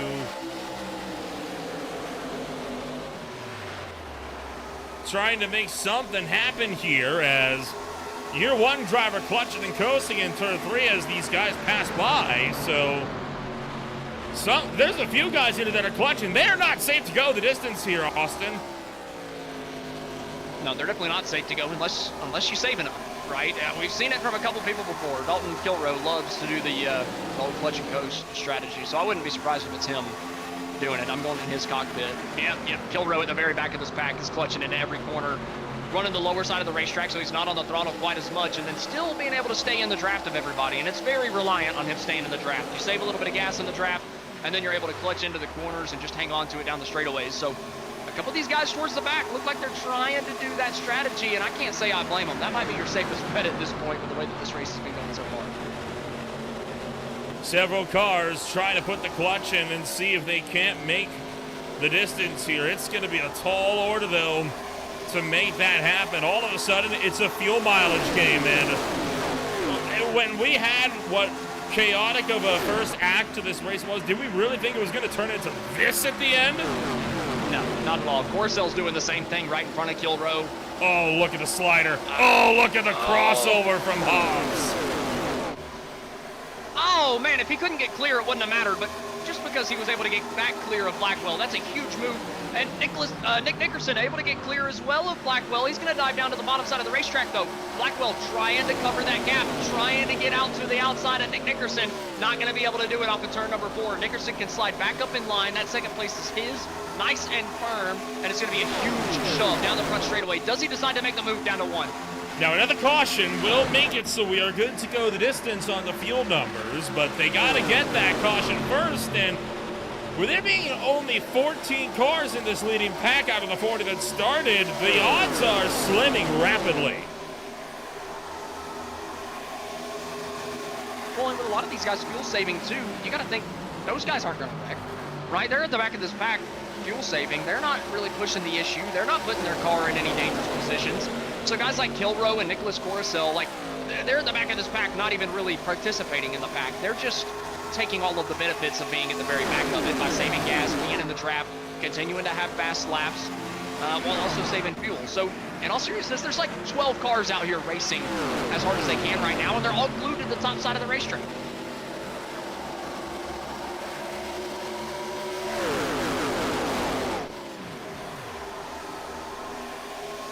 And all the while, Nick Nickerson all of a sudden does not seem too keen on going for the lead. I feel like a lot of drivers now, they're not going for the lead because they can't get there. They're going for the lead because they're trying to conserve some gas. I feel like it's partially these guys conserving gas and partially because they know if they go to the bottom, they might drop 4 spots instead of gaining 1. It's a lot of risk management whenever everybody just runs the top side of the racetrack. We've seen this frequently in the next gen, especially at Michigan, and it's a very, very similar style of racing that we're seeing here today. You run that top side because you got to keep the momentum down the straightaway. You got to keep the guys behind you, and you got to protect that right rear. We see it all the time at Michigan, time and time again in the next gen, and it looks like it's migrated its way to the ARCA series here at Auto. Again, it's one of those things. I mean, people can blame the next gen car all they want, right? It's not a thing with the next gen car. It is genuinely any car on iRacing, even road course cars on iRacing, you can do this. Any car. Again, it's just the problem of nobody realized it was an option until the real world guys started doing it. I mean, who's going to think about running highway speeds in a race? I mean, my thing is, like, them running the top side like this and protecting the right rear as heavily as they are is more of a next-gen issue. It's migrated to the ARCA car because we've got the new ARCA car that has a ridiculous amount of drag, and that's really the main story of it. It is a car with a lot of drag issue. Once everybody figures out that the top line is the dominant line and it's just a long train of cars and there's no gaps between cars, that's whenever that problem kind of persists, where it's too big of a risk to go down to the bottom side, right? It's almost like the old school Daytona and Talladega, where everybody would run in a single file train for about 80 laps just to make sure that they wouldn't wreck, to make sure they'd have a car at the end. If you went down to the bottom by yourself, you were a sitting duck. You were going backwards before you were going forwards unless you pull off the move perfectly. And that's what we're seeing. That type of racing has migrated to Michigan and Auto Club. It's just the guys up front are going all out rather than just kind of riding in a line. And they're still just riding in a line, but there's a little bit different strategy to it. One more car coming to pit road. That is Michael Thorpe Jr. So the Golden Guardian Autosports number 34 is into the pits for the final time tonight with just under 20 laps to go.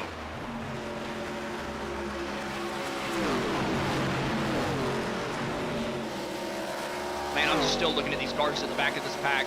Coruscant, Kilrow, they are on the clutch for so long entering these corners, getting the car just rotated down to the bottom of the track, using as little gas as they possibly can, or using as little brake as they possibly can getting into the corner, especially Kilrow, backing up the corner like crazy.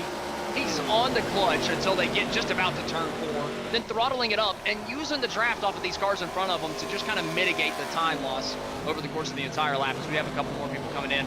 Nick Nickerson coming down pit road. Noah Blackwell also deciding that he wants to come and get his last bit of fuel for the night. So two more drivers are in. Even more.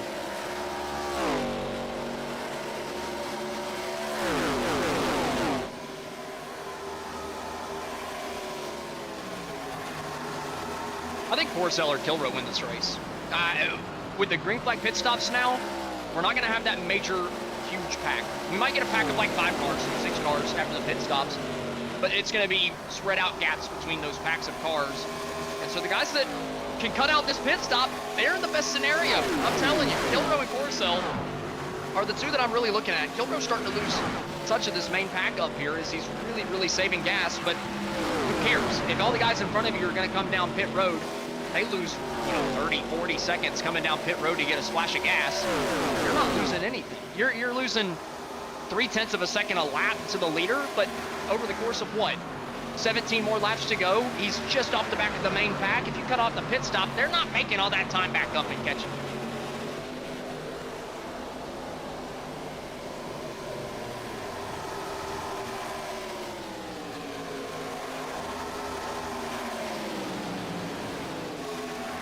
Jeremiah Hobbs continuing to lead the way. It's a case of, again, nobody wants to lead this race. And the only time you saw guys like Nick Nickerson make those heavy lunges inside was when they came down the pit road, and Sikorsky nearly wipes him out in turn 2.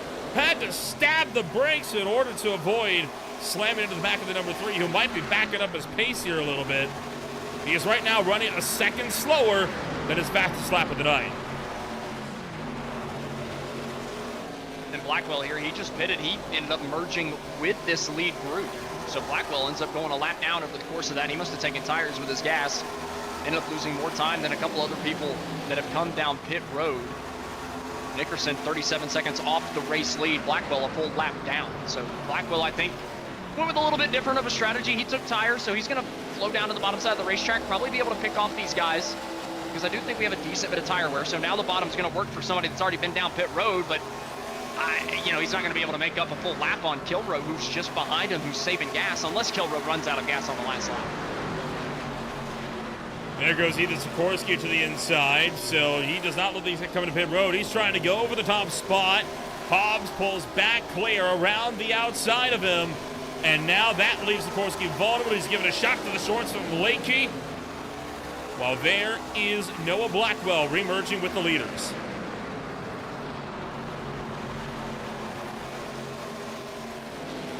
Single file train kind of continuing here on the top side of the racetrack. A couple guys coming out of pit road with the main pack. Like I said, they're going to be able to kind of power by somewhat decently. Blackwell's gotten himself unlapped back to the front of this field from running the bottom side. But again, that's just the new tires coming into play. But a big thing for guys like Kilrow, these lap cars that have taken tires, that's just more cars that he can draft off of as they continue to come out of pit road right in front of him. So again, Coruscant's kind of dropped the hammer a little bit after he was saving major earlier. So I don't know if Coruscant has thought, okay, it's impossible for me to make it, so I'm just going to go full tilt, or if he's saved enough gas to make it to the end.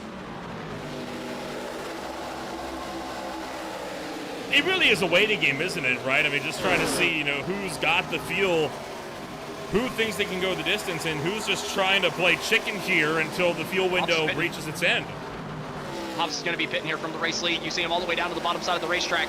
He's deciding to call it quits. He knows he cannot make it on gas. So Jeremiah Hobbs, your race leader, got his first podium 2 weeks ago. 1 race ago for Jeremiah Hobbs. He's going to pull it in from the race lead. And he's going to have to hope and pray that all these rest of these guys either run out of fuel or have to come down pit road. So we'll keep tabs on your race leader here. Now, this is also the big question.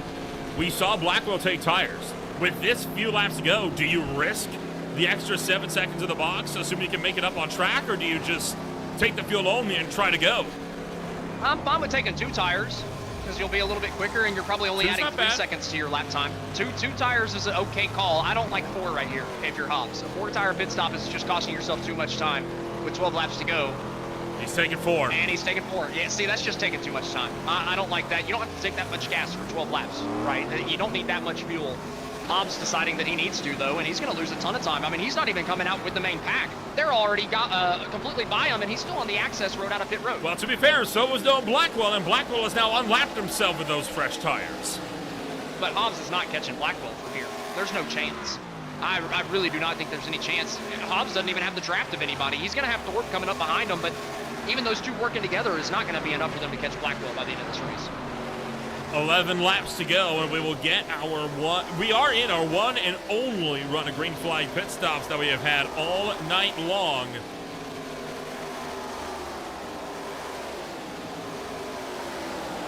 And if you've enjoyed the racing we've got here tonight on Green Flag TV, well, be sure to check in throughout the rest of the week, because we are jumping everywhere. From the west coast to the east and across the pond to Belgium and Austria, we got everything coming up this week. From the open wheelers right down to the Legends cars. Not a week of racing you're going to want to miss on Green Flag TV. Coruscant is taking the lead and might be looking to pit here with 10 to go. No, he stays out. It's just, he was one of the guys that was saving so heavy at the beginning of this run, right? He was back there with Kilroe, which makes me think that he's saved enough to make it to the end. I can't believe that he's been able to get up to the race lead as quick as he can, or as he has, running the bottom side of the racetrack since then. But at the same time, Kilroe is still clutching and coasting for so much of the corner. It makes me think that there's no way that Coruscant could have saved enough gas to make it to the end here with 9 laps to go. And I just got proven right, because he just came on the microphone and said pitting. So he thought that it was too much gas that he was going to have to save. He abandoned that strategy, went up to the race lead before he pits. Kilroe still committed to that fuel-saving strat. So here comes Coruscant on the pit road. Sikorsky and Lakey will stay out for one more. They will take 8 laps to go.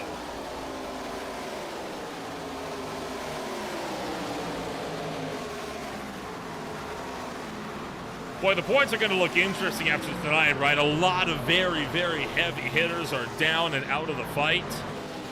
The 0x 3-point bonus is not something a lot of drivers, if any of them, have got. No, not many at all. Maybe none of them. But I'm telling you, anytime I see a fuel mileage race, you got to look at that 41. I know I've been beating a dead horse, but I'm telling you, that 41 is the fuel-saving king. Doesn't matter, any league that I either run with them or broadcast with them, that dude has the strategy down better than just about anybody. And sometimes, he tries some crazy stuff that just absolutely is not going to work, and he bites the bullet for it. But it gets him just as many wins, if not more, than it does bad finishes. And I think this is going to be another one. Kilroe just continuing to save gas while all these guys are running as hard as they can. Big swarm of cars on newer tires coming through, making issues, but Kilroe continuing to save gas every single corner. Dalton Kilroe has 5 wins under his belt. The last of those came in February 2nd at Atlanta Motor Speedway earlier this year. But very much in the prior season. There you see Scott Shire making his way out of pit road. Here's another group. Blackwell, Osborne, Dees, all under a blanket as well. Connor Gibson is... What has happened to Gibson? Maybe. I don't know what happened to Gibson, but Osborne just about wrecked Brian Dees coming down into turn number 1. Dees had a ridiculous save down into the corner. I cannot believe that 17 has just hung on to what he had to handle coming down into the corner. A wild moment, you say. We got the time. We'll jump back, take a quick look. This was off of turn 4. He got a shove and a half from Osborne coming down into turn number 1. I mean, I really do not know how the heck he ended up hanging on to this car. Everybody else is pitted in front of Kilrow. Whoa, holy cow, no kidding, Brian Dees. What a save. Crazy save from Dees, but everybody else is pitted, so Kilrow, your fuel saver, is up in the lead. Dalton Kilrow to the lead of the race. Now the question is, does he have enough to go the distance? This is his bread and butter, man. And now people in chat are even saying, there's no way you have enough fuel. There's no way you have enough fuel. And Kilrow just gave a little like he's got something up his sleeve. Like he knows something that they don't. So I'm telling you, I think Kilrow can make it. This is on board with Brian Dees into turn number 1, and whoo boy. Call that a Code Brown moment. It actually looked more impressive from outside of the car than it did inside. Most of the time it's some crazy hand motion. Huge movement in the hands to save the race car. There it was, I mean, it was definitely to the right a little bit and then back to the left. You know, there was some back and forth, but that was really smooth there from Brian Dees. It looked way worse from the outside of the car than it did from the driver's seat. Kilrow looking to take win number 6 of his high-tide racing career in his first of the season. Wyatt Walker looking for podium number 1. Nick Nickerson looking to put his car back onto the podium once more as well. Coming to 2 laps to go, this time by Kilrow, still putting the clutch into the number 41 for Team MFRD. His lap times are now running 1.7 seconds a lap slower than his best. Nowhere near slow enough for Walker to catch him. He just got to hope that he's got enough to make it work. Well, Walker's saving gas too. He's given up so much time, 12 seconds to Kilrow, because he's been saving even more than Kilrow has. Oh, Dalton finding the fence there coming out of turn 4. But if Kilrow runs out, I think Walker's got it because, I mean, he's given up so much time to Kilrow. It makes me think that he's just saved that much harder. But you also got to think Kilrow was able to stay in the draft a little bit better than Walker. And that draft is a big teller in terms of saving gas. So that very well could be the difference here between Kilrow and Walker. Just Dalton able to hang on to the back of the pack while Wyatt could not. But hey, if Kilrow does run out of gas, Wyatt only 13 seconds back. If Kilrow runs out in the middle of 3 and 4, Wyatt's going to be there. There's a lot that could go awry between now and then. Kilrow will work out of the final corner. He's just got to hang on for 2 more miles. 1 lap to go in Fontana. One more time around for Dalton Kilrow. Does he have enough gas in the tank? Still clutching down into the corner. Not willing to give anything. You can tell he's still close. By the time you get down to the white flag, typically you've saved enough and you can just let it go. But Kilrow's still clutching as heavy as he can down the backstretch for the final time. Half a lap, 1 mile to go. The same distance as it would be for a lap around the Dover Motor Speedway, where we'll visit earlier this year. Dalton Kilrow into 3 and 4 for the final time. And off for the final corner, Kilrow is going to get the job done. And while he runs out of the final corner, I don't think he has actually. He's got enough to drive it home across the line and a walk-off win for Dalton Kilrow. That thing never even sputtered. It never sputtered. I think he's saving gas for a burnout. I think he oversaved just for it. Either way, we've still got some racing going on the track. A little bit further back, Osborne going for a position over Blackwell. This is for just inside the top 5. Osborne trying to take 4th place away. Walker running out of gas. It ends up coming home 2nd. Great job from Walker to get that great finish. But side by side, a little bit further back for 4th place. Osborne way down to the bottom of the racetrack. Runs out. Take it. Not going to be able to do it. I think he ran out of fuel just at the buzzer there, and there you see Jonathan Canfield give it a bit of a congratulatory bump there to Dalton Kilrow, who will come down towards the front straightaway. And the Ormond Beach, Florida native comes home, taking win number 6 of his high-tide racing league career this afternoon. saved enough gas for a burnout. I cannot believe that. What is it? What? There's no chance. There's no chance. I said he was the fuel-saving king. If you're able to save enough to win by 20 seconds and have a burnout in it, I don't really know what else to crown you. I mean, give him the daggum crown right now. I mean, right fuel saving all over the top of that crown. He's still doing it, man. He's burning out the entire front straightaway. How in the world has he saved more than a lap of gas? This is why he is the defending champion, had such a rocky start to his season when he blew up at Daytona, and finally he brings it back around. What a drive this afternoon, and he is going to no doubt be a happy camper, and we will look to get a look at your official post-race results here after a wild race and a brutal race here at the Auto Club Speedway. Coming home number one this afternoon, it is going to be none other than Dalton Kilrow, with Wyatt Walker taking his first ever High Tide Racing League podium. Mick Nickerson comes home third, Blackwell in fourth, 30 seconds out, along with John Osborne, Scott Shire, Nicholas Coruscant, Jeremiah Hobbs, Michael Thorpe Jr., and David Lakey finished out the top 10. All of them came down for fuel. Dixon Greenwell brings it home 11th. Mike Massengill in 12th. Eddie Hagge 13th. Jonathan Canfield in 14th. First car one lap down. Ethan Sikorsky, after it looked like he could have been in contention for the race win, just the strategy did not go his way at the end. Top 15 for him, though. Kevin Foster in 16th. Connor Gibson 17th. Brian Dees, after that huge save, able to bring it home 18th. Dustin Ping 19th. And Bob Berry rounds out the top 20. Moving on down to 21st, it's Adrian Loya, 4 down, along with Matt Crockett, 6 down. Sotomayor was 18 down, and now we are in the cars that failed to finish this race with Keithley, Marasco, Whedon, Gargiulo, Lacey, Wellman, and Bell all failing to make it to the checkered flag. Into the 30s now, James Afal in 31st, Sean Williams, Jaden Hopp, Tanner Marr, and Carter Phillips round out the top 35, with Paul Sathmary, Brad Lawson, Aaron Smith, Christopher Bassinger, and Joey Neese rounding out the 40-car field. Multiple championship contenders finishing outside the top 30.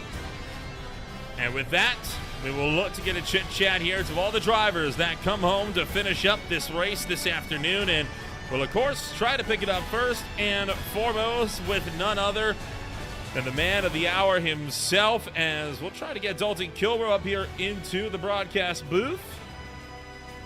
After a pretty wild turn of events throughout the course of the afternoon, still trying to track down the Team MFRD driver, and don't think he's actually available right now. What you mean? Oh, there you are. Hello. I didn't even notice you jumped in here. Well, Dalton Kilrow joins us this afternoon, and Dalton, win number 6 of the season, and Austin was kind of narrating the driver radio. They were saying you didn't have enough fuel. You gave a little evil giggle. I mean, talk us through that last run. Well, I only did the little evil giggle because Brian came over the radio and was like, yeah, he's like 3 laps to the good. He didn't know I hadn't been telling him how good I was. I was 2.5 laps to the good. So the number for Brian was just like on it without him even planning on it. That was just funny to me.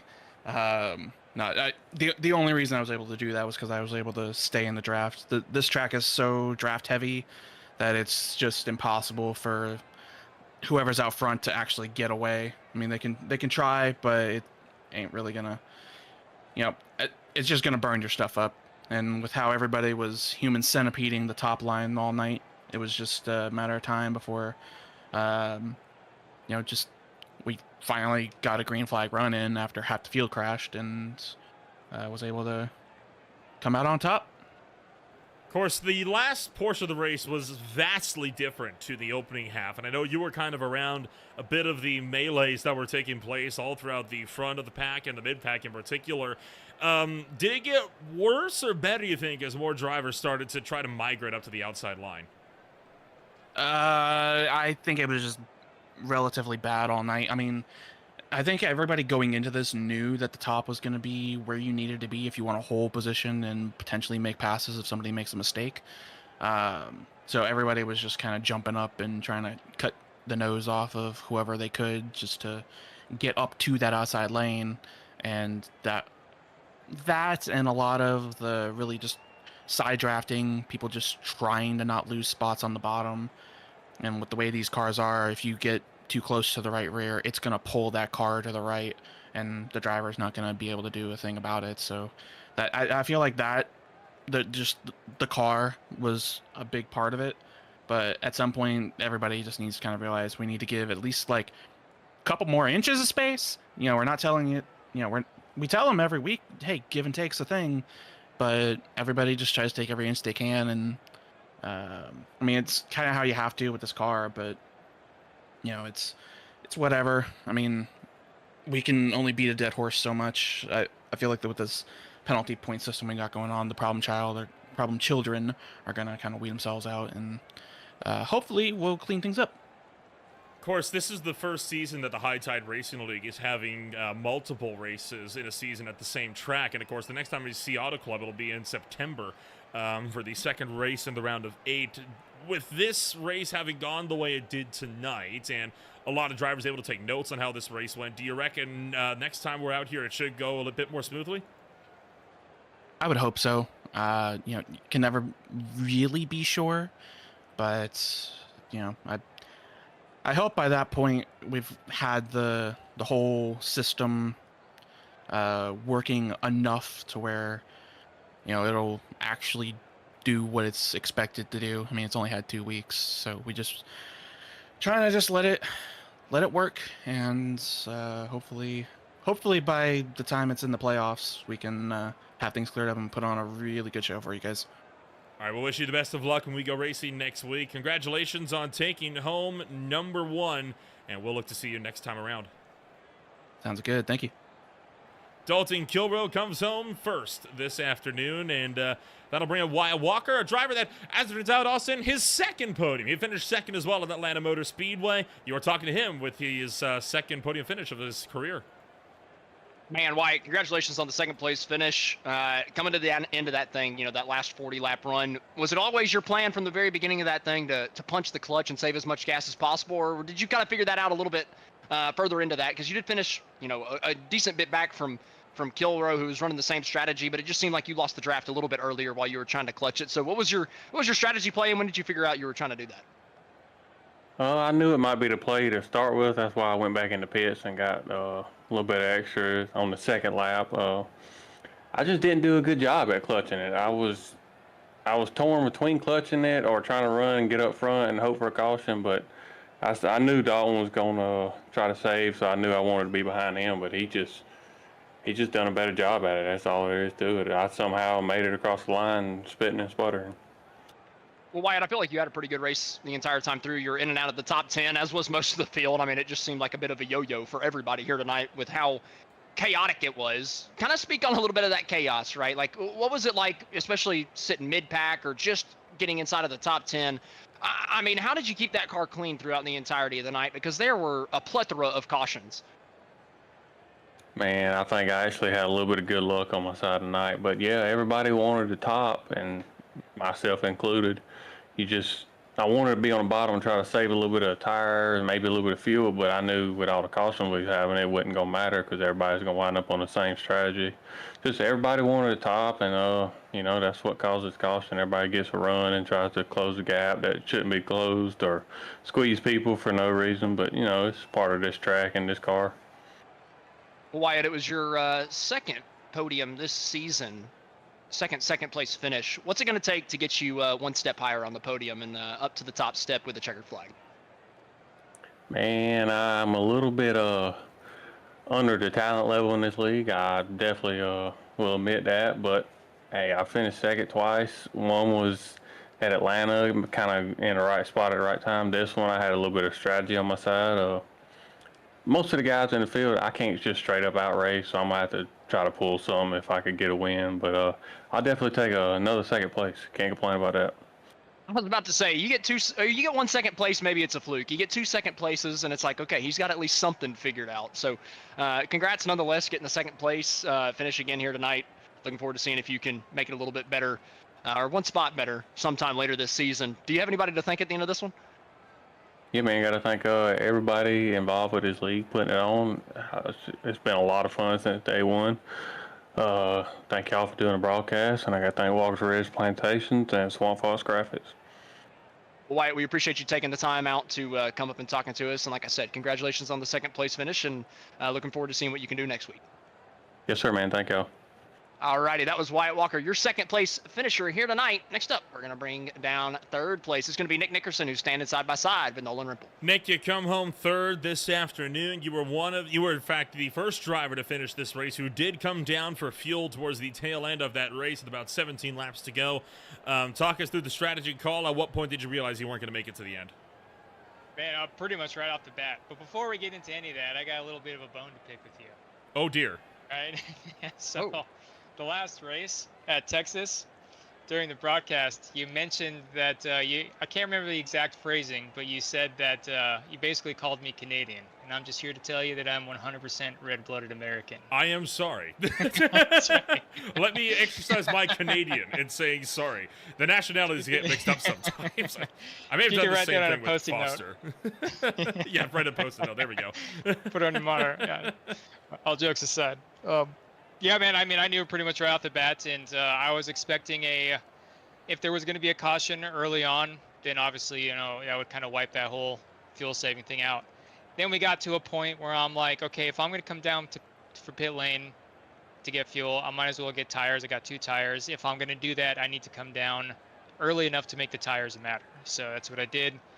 But Dalton and who's the other guy that finished second? They just did a phenomenal job on saving. Obviously they were clutching it for those last few laps. I can see that I was catching them like 4 seconds a lap, but it was just enough to pull off the win. And I'm just glad I finished one of these dang races, man. Like, I've had some really bad luck in this league. Some of it is my own fault, like last weekend, but yeah, I'm just happy to have a good finish. Maybe we got some momentum going into the following weeks. Kind of talk about those following weeks. Next week, it is the first of only 2 road course races on the season at the Mid-Ohio Sports Car Course. Road courses, they tend to be hit or miss with the NASCAR community. Where do they lie with you? So my favorite. I know I'm really good and really fast in there. I don't know if I have anything for Aaron, because, he's really good on them, too. It's all about if I can beat him on pit strategy or something, because generally speaking, if I get behind him, I can't really find a way to get past him unless he makes a mistake, which is it's hard to get past Aaron, especially when you're trying to save tires in the same way he does. So we'll see. I mean, I can hopefully at least get another podium next week and go on from there. All right, well, we'll look to see you next time. Congratulations on taking home yet another race win tonight. And we'll look to see you another podium tonight. And we'll see you next week in Mid-Ohio. I appreciate it, man. Take care. Nick Nickerson comes home number 3 this afternoon, and that is going to do it for our podium interviews here this afternoon. Boy, what a wild trip it has been so far here, Austin. Of course, we take a look at our championship standings, leaving tonight, the provisional standings at least. And how about that? Nicholas Corso, top of the boards after he finished in 7th as a result of, something tells me that's not entirely correct, because I don't know how Dalton Kilroe taking the win is only down to 2nd, but he did have a poor race, but, Corso provisionally with the lead of the race, the lead of the championship, Kilroe in 2nd, still a tight championship. Well, Kilroe was what, 5th coming in today? Or You're correct. I'm used to seeing him towards the front because of the playoffs, so you get used to it, right? You catch you off guard a little bit. Well, that's the main thing. Like today, we saw multiple guys up towards the front or up towards the top of the point standings have bad nights, right? Jaden Hopp caught up in an accident. Aaron Smith caught up in an accident. Christopher Bassinger caught up in an accident. So and that's double 3 checking, guys that have all led the point standard. Double checking that these are the correct point standings. This is official now. Yeah.